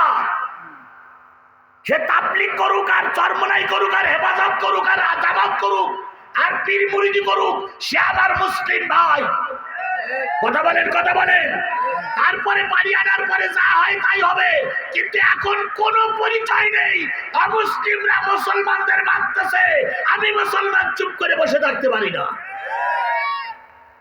সুতরাং মুসলমানদের ভিতরে ফাটল সৃষ্টি করেন না, মুসলমানদের ভিতরে মারামারি সৃষ্টি করেন না। যুগে যুগে যত মুসলমান ধ্বংস হয়েছে সব ধ্বংস হয়েছে অনৈক্যের কারণে। যেখানে ঐক্য আছে সেখানে কেউ আমাদের দিকে বেকা নজরে তাকাতে পারবে। ভারত কিন্তু এতদিন একটা অ্যাকশানে যেত, কিন্তু ভারত অ্যাকশানে যেতে পারেনি, কারণ ডাক্তার মোহাম্মদ ইউনুস, জামাত ইসলাম, বিএনপি, জাতীয় পার্টি, হেফাজত, চরমনাই, কওমি, আলিয়া, পীর, তারপরে রাফাজি, খারেজি, আহলে হাদিস সবাইকে নিয়ে একটা যৌথ মিটিং ডেকে একটাই শপথ নিয়েছে, দেশ রক্ষার জন্য সবাই এক। দেশ রক্ষা করার জন্য সবাই কি? আমাদের ভিতরে মতনৈক্য থাকবে, কিন্তু দেশ রক্ষার ব্যাপারে যখন আমরা ডাক দেব কেউ ঘরে থাকতে পারবে না। সবাই যখন বলল ডক্টর মোহাম্মদ ইউনূস আপনার কথার সঙ্গে আমরা একমত, তখনই কিন্তু ভারত ঘেপে গেছে। সুতরাং ঐক্যের পরে আছে আল্লাহর রহমত। বাইনাহুম শুরা, ঐক্যের পরেই আছে আল্লাহর রহমত। আমরা ঐক্যের ভিতরে ভাঙন সৃষ্টি করব, আল্লাহ আমাদের কবুল করুক। আমার ভাইয়েরা, নবীজি বললেন এখন এই যদি মুসলমানে মারামারি হয় দেশে অশান্তি বাঁধবে। তোমরা বলো তো এমন একজন লোক যে এখনো মুসলমান হয়নি, এমন কোন পরিচয় লোক যদি তুমি খুঁজে বের করতে পারো, আমি তাকে কালেমার দাওয়াত দেবো। সে আমার দলে আসলে 300 লোকের কাজ একলাই করবে। এমন কোন লোকের সন্ধান পাওয়া যায়? পিছন দিক থেকে একজন লোক বলেন, ইয়া রাসূলুল্লাহ, মদিনার একটা যুবক আছে, যুবকটার বয়স 22 থেকে 23, কিন্তু এই যুবকটা অমুসলিম, খ্রিস্টান, কিন্তু এই যুবক কারোর কাছে মাথা নত করে না। এই যুবকের বাহুতে আল্লাহ এত শক্তি দিয়েছে, হাজারো সৈনিক যদি এক পক্ষে থাকে, যুবক একলাই যদি তরবারি চালায়, হাজারো সৈন্য যুবকের মোকাবেলা করতে পারে না। কিন্তু যুবক এখনো খ্রিস্টান, যুবক এখন অমুসলিম। নবীজি বললেন নাম বলো। মুরব্বী বললেন নাম হলো আমর, বাবার নাম সাবেত। সাবেত বংশের লোক। কত দূর বাড়ি? এখান থেকে প্রায় 14-15 কিলোমিটার দূরে বাড়ি, 10 মাইল দূরে বাড়ি। নবী বললেন ঠিক আছে, আমি আগামী কালকেই ওই যুবকের কাছে দাওয়াতি তাবলিগ নিয়ে যাব। তাহলে বোঝা গেল দাওয়াতি তাবলিগ নিয়ে যাবে মুসলমানের কাছে না অমুসলমানের কাছে? অমুসলমানদের কাছে। আমাদের দাওয়াতে তাবলিগ চলে সব কাদের কাছে? মুসলমানদের কাছে চলে। এটা আবার উড়ে দিয়েন না, আমাদের মুসলমানের আসলে সেই মুসলমান এখনো হতে পারেনি। আল্লাহ আমাদের মুসলমান হওয়ার তৌফিক দান করুক। আল্লাহ নবী পরের দিন সকালবেলা ফজরের নামাজ আনতে ওই বিশ্ববরণ্য, ওই বিশ্ব নাম করা যুবকের বাড়ির দিকে রওনা হলেন। যুবক এখনো কি গ্রহণ করিনি? ইসলাম গ্রহণ করিনি। যুবক কোন ধর্মের লোক? খ্রিস্টান অথবা ইহুদি ধর্মের লোক। আল্লাহর নবী খুঁজতে খুঁজতে পায়ে হেঁটে 12-14 কিলোমিটার দূরে যেয়ে ওই যুবকের বাড়ির সন্ধান পেল। যেয়ে দেখে একজন বুড়ি মানুষ নিজ কাজ নিয়ে চুপচাপ বসে আছে। আল্লাহ নবী পিছন দিক থেকে সালাম দিয়ে বলেন, আসসালামু আলাইকুম ইয়া হালাল বাইত, আসসালামু আলাইকুম ইয়া হালাল বাইত, আসসালামু আলাইকুম ইয়া হালাল বাইত। বুড়ি পশ্চিম দিক ফিরে বলতেছে, কে কে, বাড়ি কোথায়, কি জন্য এসেছো? আমার ছেলে এখন ভাড়া খাটতে যাবে না। মানে গুন্ডার যা ভাব, আমার ছেলে গুন্ডামি করতে যাবে না, সারা রাত ভাড়া খেটে এসেছে, টাকা পয়সা আমার কাছে দিয়ে ঘুম পড়েছে, ডাকাও নিষেধ। আল্লাহ নবী বলেন, বুড়িমা, আমি আপনার ছেলেকে ভাড়া করতে আসিনি, আপনার ছেলের সঙ্গে কথা বলতে এসেছি। বুড়ি বলতেছে, বললাম তো কথা বলা যাবে না। নবী বলতেছে, তাই কথা বলা না যাক, আপনি তো আমার দিক তাকান, তাকাইও কোনো লাভ হবে না, আমার ছেলে মোটে ভাড়া খাটতে যাবে না। নবীজি আস্তে করে সামনের দিকে গেলেন। বুড়িমা, বুড়িমা, আসসালামু আলাইকুম। আরে বাবা, তুমি তো বড় বেকায়দার লোক, বারবার বলতেছি যাবে না, তুমি বারবার আমার সামনে এসে ঝামেলা করে যাও। নবীজি বললেন, বুড়িমা, একটা বার কি আমার দিকে একটু তাকানো যায়? বুড়ি বলছে, তাকাই কি হবে, একটু তাকান। বুড়ি আল্লাহ নবীর চেহারার দিকে তাকালেন। বুড়ি তাকাইয়ে চোখের পলক পড়ে না। বুড়ি বলতেছে, আল্লাহ ও আসমানের মালিক ও জমিনের মালিক, এ তো মানুষ না, এ তো দেখি আল্লাহর ফেরেশতা। এই বাবা, তুমি কি মানুষ না অন্য কিছু? নবীজি বলছে, হ্যাঁ আমি মানুষ। বাবার নাম কি? আব্দুল্লাহ।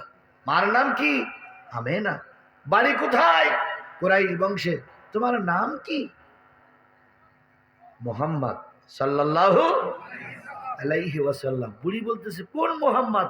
মোহাম্মদ তো আমার দেশে অনেক আছে, তুমি কোন মোহাম্মদ?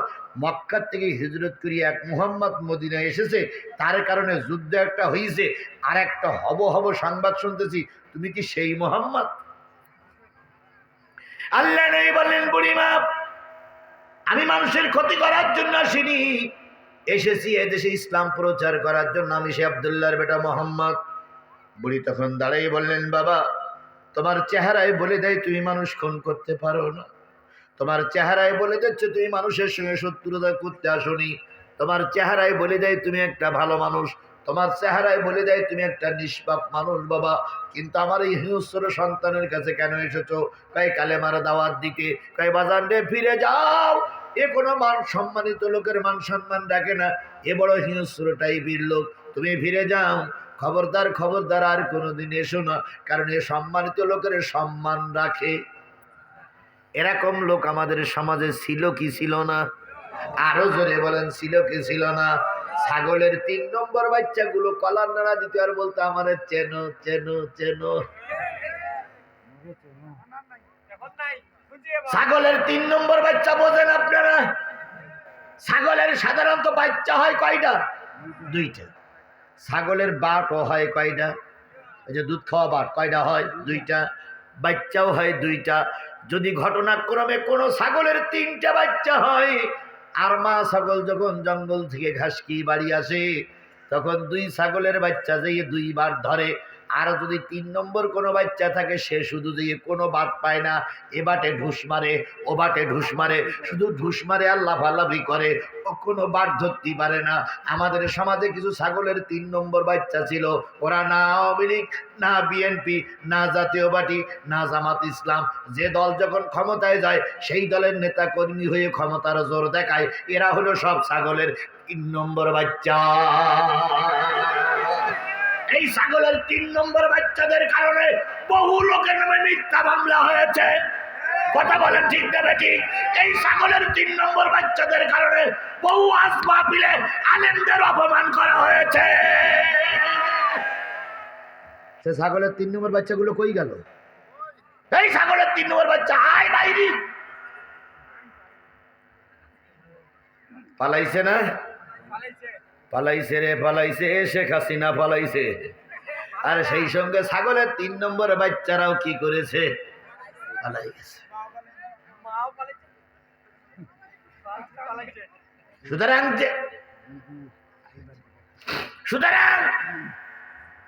ছাগলের 3 নম্বর বাচ্চাদের আর মাথা উঁচু করতে দেওয়া হবে না। এদেশে আর ওদের মাথা উঁচু করতে দেওয়া। আচ্ছা, পৃথিবীর ইতিহাসে আপনারা কোনোদিন দেখেছেন যে মা পালাই যায়, বাচ্চারা ওই ময়দানে থাকে? বরং মা যখন যায় তখন বাচ্চাদের কি করে? নিয়ে যায়। আরে এমন এক মা পালাই চলে গেল, বাচ্চাদের কথা একবারও ভাবলো না। কথা বলে ঠিক না বেটি? ওই মায়ের পিছনে আর হাম্বা হাম্বা করে না, ও মা আর আসবে না। এখন কিছু ওই বাচ্চারা বলতেছে আমার মা সীমানার কাছে আছে, আসবে। আসুন দিন, তোর মা বলেছিল ডিসেম্বরের ভিতরে আসবো। ডিসেম্বরের আজকে 29 তারিখ, আর কালকে দিন না মাত্র সময় আছে। দেখি তোর মা কি করে আসতে পারে। আসুক দিন দেই। ওই মা বলেছিলাম চুপ করে ঢেকে পড়বো, তোরা তৈরি হ, ডিসেম্বরের ভিতরে দেখ খেলা লাগাচ্ছি। আমরা তো সেই অপেক্ষায় আছি। আমার ভাইয়েরা, বুড়ি যখন নবীর সঙ্গে কথোপকথন করছিলেন, ওই আমর নামক ওই যুবক তখন ঘুমাচ্ছিল।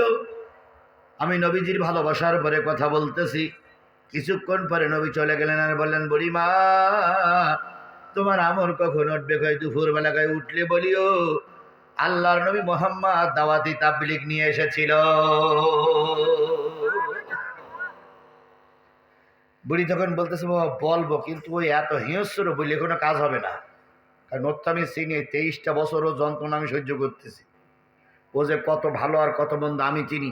নবীজি বললেন, তারপরে তুমি দাওয়াতি কাজ করো, যদি আল্লাহর কপালে ইসলাম লিখে থাকে তো ফিরে আসবে। নবীজি চলে গেলেন। বুড়ি যতক্ষণ পারে তাকাই তাকাই দেখলেন যে নবী কোথায় যাচ্ছে। চোখের আড়ালে যখন চলে গেলেন, বুড়ি তখন ফিরে আসতেছে না। বুড়ি তখন ওখানে দাঁড়িয়ে দাঁড়িয়ে কাঁদতেছে আর বলতেছে, আল্লাহ, 24টা বছর আমার ছেলে আমাকে মা বলে ডেকেছে, আর একটা দিন ওই মোহাম্মদ আমারে মা বলে ডেকেছে। 24 বছরের চাইতে একদিনের মায়ের ডাকটা আমার কাছে খুব ভালো লেগেছে। মার চোখে পানি। এমত অবস্থায় ওই গুন্ডা ছেলের ঘুম ভেঙে গেল। গুন্ডা ছেলে ঘুম থেকে জেগে মা মা বলে চিল্লায়, মারে পাওয়া যায় না, মারে পাওয়া যায় না। এবার মারে খুঁজতে খুঁজতে দেখে পাহাড়ের চূড়ায় দক্ষিণ দিক ফিরে কি যেন দেখতেছে। আস্তে করে ওই গুন্ডা ছেলে মার মাথার কাছে পিছনে যেয়ে বলতেছ, মা কি দেখতেছো? কাই কিছু না। কাই কান্দ কেন? কাই এমনি। না রে মা, তোমার চোখে পানি আমি সহ্য করতে পারি না, হয়েছে নাকি? মা কিছুই বলে না। হঠাৎ করে বলতেছে, মা বাড়ি চলো। মারে জড়াই ধরে যখন বাড়ি নিয়ে আসে, মাঝপথে এসে আমার থেমে গেল। মা গো, ও আমার মা, তোমার ছেলের বয়স এই 24টা বছর, কত রাজদরবারে গেছে, কত যুদ্ধের ময়দানে গেছে, কত সেনাপতির সঙ্গে ঘোরাফেরা করেছে, কত রাজনৈতিক নেতার সঙ্গে ঘোরাফেরা করেছে, কিন্তু আজকে একটা নতুন জিনিস আমার অভিজ্ঞতা হলো। মা বলতেছে কি? কয়, ও মা, যত দরবারে গেছি কত আতর সুগন্ধের গন্ধ পেয়েছি, কিন্তু আজকে আমার বাড়িতে একটা নতুন গোলাপের গন্ধ পাওয়া যাচ্ছে। ও মা, এত সুন্দর গন্ধ আমি কোথাও পাইনি। বলো তো, আতরটা তোমার জন্য কে হাদিয়া দিয়ে গেছে? মা তখন একটা সুযোগ পেয়ে গেছে। মা বলতেছে, বাজান, এ আতর দুনিয়ার কোনো আতর নয়, এ আতর দুনিয়ার কোনো কোম্পানির তৈরি করা আতর নয়, এ আতর কোনো দুনিয়ার কোম্পানির বিক্রি করা আতর নয়। এ আতর স্বয়ং একজন মহা মানবের আমার বাড়ি আসার কারণে তার পদধূলিতে বাড়িটা আতরের গন্ধে ভরপুর হয়ে গেছে। যুবক বললেন, মা সেই ব্যক্তির নামটা একটু বলো, আমি তার সঙ্গে একটু সাক্ষাৎ করব। বুড়ি বললেন, নাম বলতে পারি, কিন্তু সত্য তুই তার কোনো অপমান করবি না। যুবক বলে, না মা, যেই লোকটার আগমনে বাড়িটা আতরের গন্ধে ভরপুর হয়ে গেছে, নিশ্চয়ই সেই লোকটা একজন কি লোক? ভালো লোক। এবার বুড়ি সুযোগ বুঝে পরিচয় দিলেন, আখিরি জামানার নবী মোহাম্মদ রসুল্লাহ, আব্দুল্লাহর বেটা মোহাম্মদ রসুল্লাহ, আমিনার বেটা মোহাম্মদ রসুল্লাহ, মক্কার নবী মোহাম্মদ রসুল্লাহ, কুরাইশ বংশের নবী মোহাম্মদ রসুল্লাহ তোর কাছে দাওয়াতি তাবলীগ করতে এসেছিল। তুই দাওয়াতি তাবলীগটা মেনে নে বাবা, মোহাম্মদের সঙ্গে শত্রুতায় যাস না। এবার আমর বলতেছে, ও মা, আর একবারও তোমার মুখ দিয়ে এই কথা আমি শুনতে চাই না।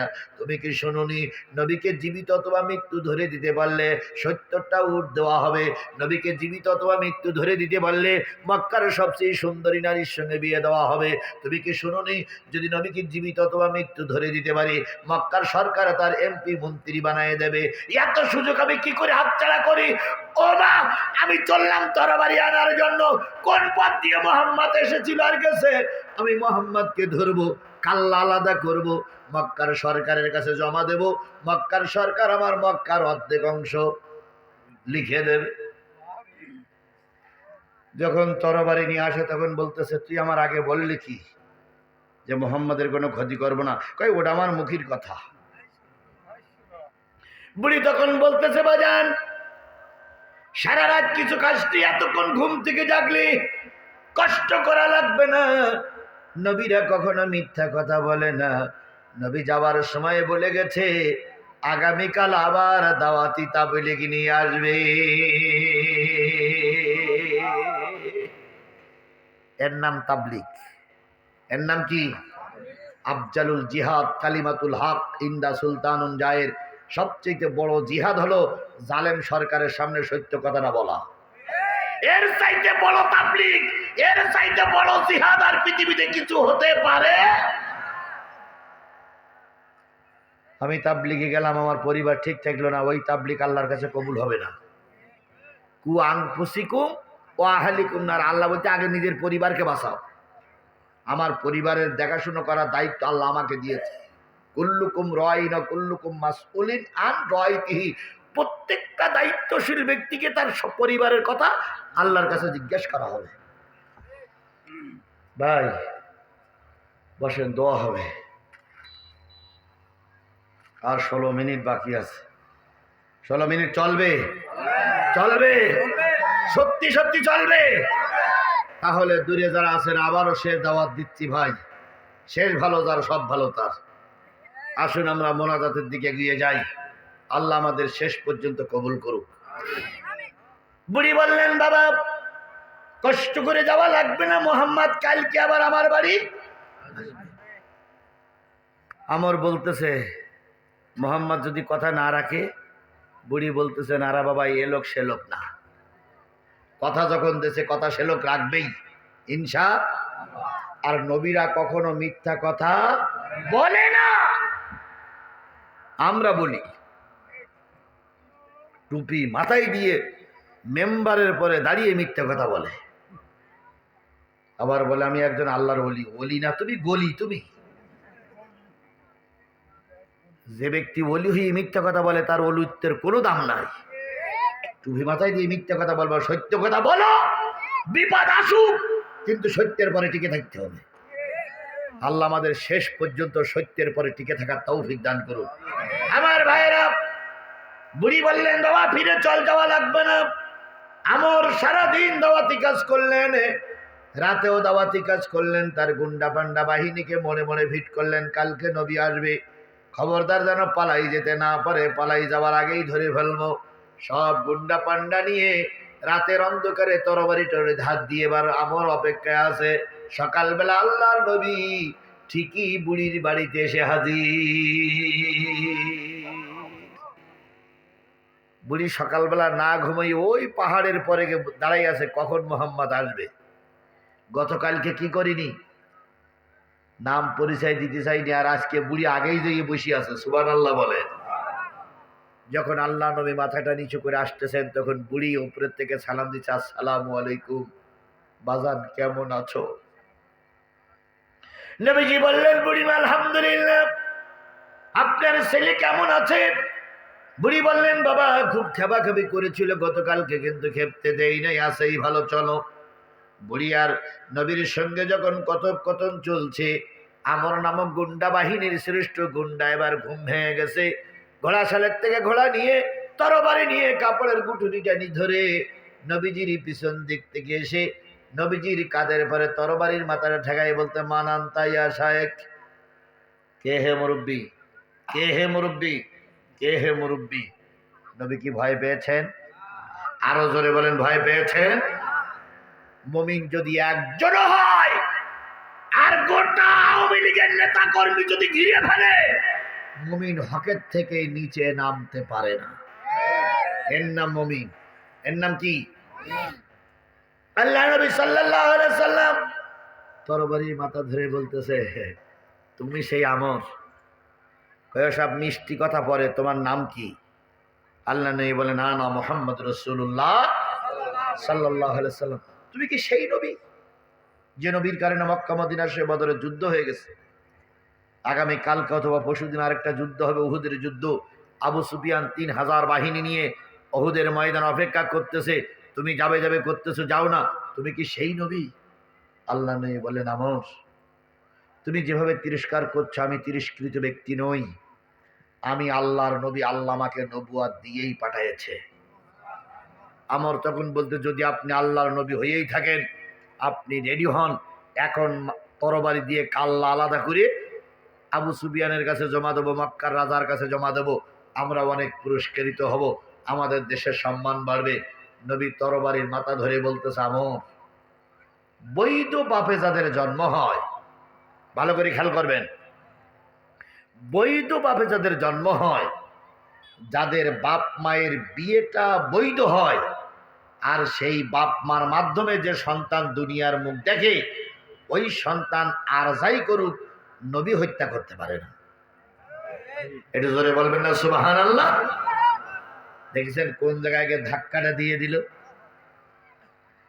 এবার যদি আপনি এই কথাটা কালকে বলেন, হয়তো কিছু মৌলবীরা বলতে পারে, হুজুর কথাটা বানাই বলেছে। এবার আয়াতে যেন আল্লাহ বলতেছেন, ইন্নাল্লাযীনা ইয়াকফুরুনা বিআয়াতিল্লাহ ওয়া ইয়াকতুলুনান নাবিয়্যিনা বিগাইরিল হক ওয়া ইয়াকতুলুনাল্লাযীনা ইয়া'মুরুনা বিল কিসতি মিনান নাস ফাবাশশিরহুম বিআযাবিন আলীম।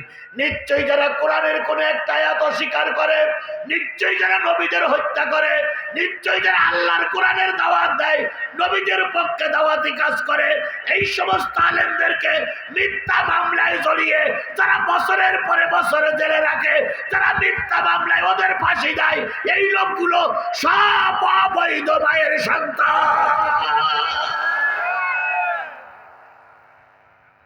তাহলে বোঝা গেল, আল্লামা সাঈদীর যারা মামলা দিয়েছে এরা সব যারও সন্তান। আল্লামা সাঈদীর মামলার ব্যাপারে যারা সাক্ষী দিয়েছে এরা সব অবৈধ মায়ের সন্তান। আর এদের বিরুদ্ধে যারা মামলা দিয়েছে এরা সব করা জারস। পারলে আল্লাহর নামে মামলা দাও, কারণ এই কথাকে আমি বলেছি না, আল্লাহ বলেছে। আল্লাহ বলেছে, ইন্নাল্লাযীনা ইয়াকফুরুনা বিআয়াতিল্লাহ ওয়া ইয়াকতুলুনান নাবিয়্যিনা বিগাইরিল হক ওয়া ইয়াকতুলুনাল্লাযীনা ইয়া'মুরুনা বিল কিসতি মিনান নাস ফাবাশশিরহুম বিআযাবিন আলীম। নিশ্চয়ই এদের জন্য জাহান্নামের সুসংবাদ দাও, এরা জান্নাতে যেতে পারে না। এবার আসুন, নবীর সামনে ওই যুবকের সামনে এই কথা বলার সঙ্গে সঙ্গে যুবকের শরীরটা কেঁপে উঠল, তরবারিটা পড়ে গেল। নবীজি বলেন, আমর রে, তরবারি উঁচু করে তোমার আমি মারব না, তবে তোমার আসো আমার বুকের ভিতরে তোমার একটু জড়াইয়ে ধরি। আমর বুকের ভিতরে জড়াইয়ে ধরলেন। আমরকে বুকের ভিতরে জড়াইয়ে ধরে নবীজি একটু দোয়া করলেন, আল্লাহ আমরকে তুমি হেদায়েত নসিব করে দাও। আমর বলতেছে, যতই দোয়া করেন ওই মৌলবীর কলেমা আমি পড়বো না, যতই দোয়া করেন আপনি মৌলবীর দলে আমি যাব না। আল্লাহ নবী বলেন, যাবে কি না যাবে ওটা তোমার ব্যাপার, আমি শুধু তোমার জন্য দোয়া করতে পারি। হেদায়েত আমার হাতে নাই। হেদায়েত কার হাতে? আমি আপনাদের কাছে দাওয়াতি তাবলীগ করে যেতে পারি, কপাল যদি ভালো হয় হেদায়েত পাবেন, কপাল যদি ভালো না হয় হেদায়েত পাওয়া যাবে না। এই পর্যন্ত 5 জনকে আমি মুসলমান বানাইছি। 5 জন অমুসলিম আমার হাতে হাত দিয়ে কালেমা পড়ে মুসলমান হয়েছে। আমার এই আলোচনা শুনে, আমার বক্তব্য শুনে তাদের ভালো লেগেছে, তারা খুঁজে খুঁজে আমাকে বের করে কালেমা পড়ে মুসলমান হয়েছে। সর্বশেষ বগুড়ার এই ছেলেটা, এদের বাড়িতে একটা মাহফিল হয় বগুড়া 4 মাথায়, সেখানে একটা ছেলে এই পঞ্চগড়ের থেকে যেয়ে কালেমা পড়ে মুসলমান হয়েছে। কত তারিখ জানা ছিল সেটা? 28 সম্ভবত নভেম্বর কালেমা পড়ে মুসলমান হলো। তার এভিডেভিট এখন আমাদের কাছে জমা আছে। সেই ছেলেটা সর্বশেষ ওদের এই বগুড়ায় দিয়ে সে কালেমা পড়ে মুসলমান হলো। এভাবে করে 5 জন কালেমা পড়ে মুসলমান হয়েছে। যদি কোনো অমুসলিম ভাই থাকেন, আমি আপনাদের মুসলমান হতে বলছি না, আমি শুধু আপনাদের কাছে দাওয়াত দিয়ে গেলাম, যে ধর্মের লোক আছেন ওই ধর্মের কাজগুলো ঠিক মতন করুন, হয়তো ঈশ্বর আপনার সহায় হতে পারে। হবে কিনা আমি জানি না, তবে যে ব্যক্তি ধর্ম মেনে চলে সে ব্যক্তি হিংস্র হতে পারে না, তো সে যে ধর্মেরই হোক। হিন্দু ধর্মের ভাইরা যদি হিন্দু ধর্ম ঠিক মতন পালন করে, এই ব্যক্তি কখনো আর একজনের শত্রু হতে পারে না। সুতরাং শত্রু হচ্ছে তারাই যারা ধর্ম মেনে চলতেছে না। আল্লাহ আমাদের সবাইকে ধর্ম মেনে চলার তৌফিক দান করুন। আমার ভাইয়েরা, আল্লাহ নবী সাল্লাল্লাহু আলাইহি সাল্লাম আমরের কাছে বুকের ভিতরে জড়াই ধরে দাওয়াতি কাজ করে চলে গেলেন। পরের দিন আল্লাহ নবী কোন যুদ্ধে চলে গেছেন? অহুদের যুদ্ধে। অহুদের যুদ্ধে আছে লোক সংখ্যা কত? 700। 300 লোক নিয়ে কেটে পড়েছে একজন মৌলবী। সে মৌলবীর নাম কি বললাম? আব্দুল্লাহ ইবনে উবাই ইবনে সুলুল। আল্লাহ নবী যুদ্ধের ময়দানে সকালবেলা আমরের এখনো ঘুম ভাঙেনি। আমরের মা মুরগি জবাই করলে মুরগি যেমন ছটফট করে, আমরের মা ছটফট করতেছে আর বলতেছে, আল্লাহ আমার নবীকে তুমি হেফাজত করো।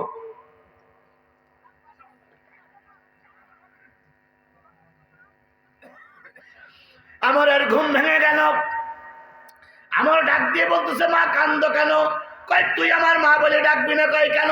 কয় মুহাম্মদ সাল্লাল্লাহু আলাইহি সাল্লাম আজকে যুদ্ধের ময়দানে গেছে। যদি মোহাম্মদ যুদ্ধের ময়দান থেকে লাশ হয়ে ফেরে, আল্লাহর কসম তোর আমি সন্তান বলে পরিচয় দেব না। আমরের দিলের ভিতরে হেদায়েতের বাণী ঢুকে গেল, কারণ নবী তার জন্য খাস করে বুকের ভিতরে জড়াই ধরে কি করেছে? দোয়া করেছে। আমর চলে গেলেন। মদিনায় যেয়ে দেখে একদল যুবতী নারী বসে বসে কাঁদতেছে। ছোট ছোট বাচ্চাগুলো দুধে মুখ লাগায় না, তারাও কান্দে। কেন কান্দো? যুবতীরা বলে, কি তুমি কে? তোমার পরিচয় জানি না, তবে আল্লাহর নবী যুদ্ধে গেছে কি শুনুনি? কয় শুনেছি। কয় নবী যদি যুদ্ধের ময়দানে শহীদ হয়ে যায়, আমরা তোমাকে জ্যান্ত রাখবো না। এরপরে মদিনার মসজিদে গেলেন। যেই দেখে একদল বুড়ো মানুষ মদিনার মসজিদে বসে বসে কাঁদতেছে। বুড়ো মানুষদের লক্ষ্য করে, ও বুড়োরা তোমরা কান্দো কেন? বুড়া ডাক দিয়ে বলে, আমরা নবী যুদ্ধের ময়দানে গেছে, আমাদের নিয়ে যাই নাই, তাই কাঁদতেছি। আমরের দিলের ভিতরে পরিবর্তন আসলো। আমর বাড়ি ফিরে আসলো। মার সামনে দাঁড়িয়ে বলতেছে, ও মা, তুমি তোমার ছেলের জন্য দোয়া করো, তোমার আমর উহুদের যুদ্ধে যাবে। হেদায়েতের চাবিকাঠি কার হাতে? আল্লাহ একটু চাবি ঘুরাই দিয়েছে, হেদায়েত এসে গেছে। সুবহানাল্লাহ। তাহলে হেদায়েত দিতে পারে কে? মা বলতেছে, বাজান যুদ্ধে করতে গেলে এ টুপি লাগে না, এ টুপি পরলে হয় না। কিসের টুপি পরতে হয়? লোহার টুপি। এ জামা পরলে হয় না, কি জামা পরতে হয়? লোহার জামা। সুতরাং তাবলিগ চরমনাই হেফাজত দিতে বলি, সব সময় এই টুপি পরলে হবে না, মাঝে মাঝে লোহার টুপি পরে ময়দানে নামা লাগবে। সব সময় খানকায় বসে আল্লাহরে পাওয়া যাবে না, মাঝে মাঝে লোহার জামা পরিয়ে ময়দানে নামতে হবে জালেমদের মোকাবেলা করার জন্য। আল্লাহ রসুল লোহার টুপি পরিয়েছে, তোমার আমার লোহার টুপি পরলে সমস্যা কোথায়? আল্লাহ আমাদের হেফাজত করুক, আল্লাহ আমাদের হেদায়েত নসিব করুক। আমর রাদিয়াল্লাহু তাআলা এখনো কালেমা পড়ে মুসলমান হননি। আমর বললেন, মা আমি যুদ্ধে যাব।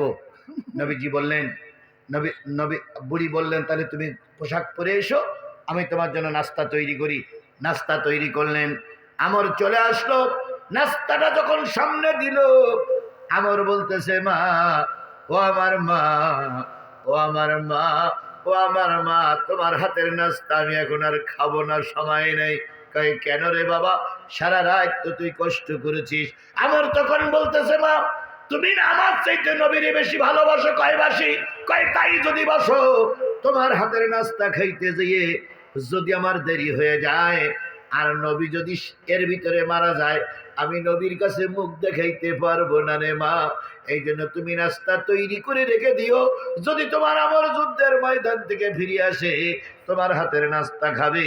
আর যদি যুদ্ধের ময়দান থেকে ফিরে না আসে, কিয়ামতের দিন তোমার আর আমার সঙ্গে আল্লাহ জান্নাতে পরিচয় করাইয়া দেবে। আমর যুদ্ধে গেলেন। শেষ পরিণতি কি হলো বলতে আর মাত্র 5টা মিনিট সময় লাগবে। দেবেন আপনারা? দেবেন? কারা কারা দেবেন একটু হাত তুলে দেখান তো যে হুজুর আমরা 5টা মিনিট। আচ্ছা আচ্ছা, হয়েছে হয়েছে হয়েছে, 5টা মিনিট সময় দেবেন। আলহামদুলিল্লাহ, আপনারা দিতে চাইছেন। এবার আমি আপনাদেরকে ছোট্ট একটা কথা বলি, কেউ উঠবেন না, যেহেতু দোয়া হবে। আপনাদের এই এলাকায় আপনার আত্মীয় স্বজন কেউ মারা যায়নি? অবশ্যই গেছে, তাদের জন্য দোয়া হবে। আমি একজন মুসাফির, 20টা মামলার আসামি, আমাকে 5 দিন আয়না ঘরে রাখা হয়েছিল। আমার জীবনের সব কিছু ওরা শেষ করেছে, বাড়ি ঘরদর ভেঙে তছনছ করেছে, তারপরেও টিকে আছি। আমি আপনাদের জন্য দোয়া করলে আল্লাহ দোয়া ফিরাই দেবে না, এতটুকু আশা নিয়ে আমি আপনাদের নিয়ে দোয়া করব। আমার সঙ্গে মোনাজাত না করে আপনারা চলে যাবেন? অমুসলমান চলে যাবেন? তাই যদি না যান, আমি আপনাদের কাছে দোয়া করবো। এই ছেলেরা যে মাহফিল দিয়েছে এর জন্য আপনারা খুশি না বেজার? কারা কারা খুশি একটা হাত তোলেন। হুজুর মাহফিল যারা দিয়েছে এদের জন্য আমরা খুশি, আলহামদুলিল্লাহ। এরা কিসের মাহফিল দিয়েছে? আচ্ছা, কোরআনের মাহফিলে যে টাকা খরচ হয়েছে, আপনারা যে টাকা দিয়েছেন আর ওরা যে টাকা উঠাইছে, এই টাকা দিয়ে কোরআনের মাহফিলের খরচ কি কমপ্লিট হয়ে গেছে বলে মনে হয়? আমার মনে হয় হয়নি ভাই। ওরা ঋণগ্রস্ত, তাই ওদের হাতকে শক্তিশালী করার জন্য ওদের হাতে 50টা টাকা দিয়ে বলবো, বাবা আমি একজন গরিব মানুষ, 50টা টাকা তোর হাতে দিলাম, তুই এই নিয়ে অন্তত আমার মাফ কর। এইরকম 50টা টাকা দেওয়ার মতন এই মজলিসে কি 2-1 লোক হবে? কাদের কাছে টাকা আছে একটু হাত তোলেন। 10 টাকা থাক, তার একটু হাত তোলেন। 10টা টাকা আমার পকেটে আছে, 50 টাকা নেই। হুজুর আমার পকেটে 100 টাকা আছে, হুজুর আমার পকেটে 2 টাকা আছে। এরা সবাই হাত তোলেন, 2 টাকার থেকে শুরু করে তাদের পকেটে টাকা আছে। হাত তোলেন তো, হাত তোলেন, সবাই হাত তোলেন। হাত তুলেছেন তো? মাশাআল্লাহ, হাত তুলেছেন তো? এই হাতগুলো সবাই একটু পকেটে ঢুকান। আমিও ঢুকাচ্ছি, হাতগুলো সবাই পকেটে ঢুকান। ঢুকান ঢুকান, সবাই ঢুকান, সবাই ঢুকান, সবাই হাতগুলো পকেটে ঢুকান, সবাই হাতগুলো পকেটে ঢুকান, সবাই ঢুকান, সবাই ঢুকান। কই আমাদের লোকজন কই? দেখেন কারা কারা বের করেছেন না, হাত তোলেন তো। কারা কারা বের করেছেন? 2 টাকা হোক, আপনার ওই 2 টাকায় আমাদের জন্য 2 লাখ টাকার সমান। 2 টাকায়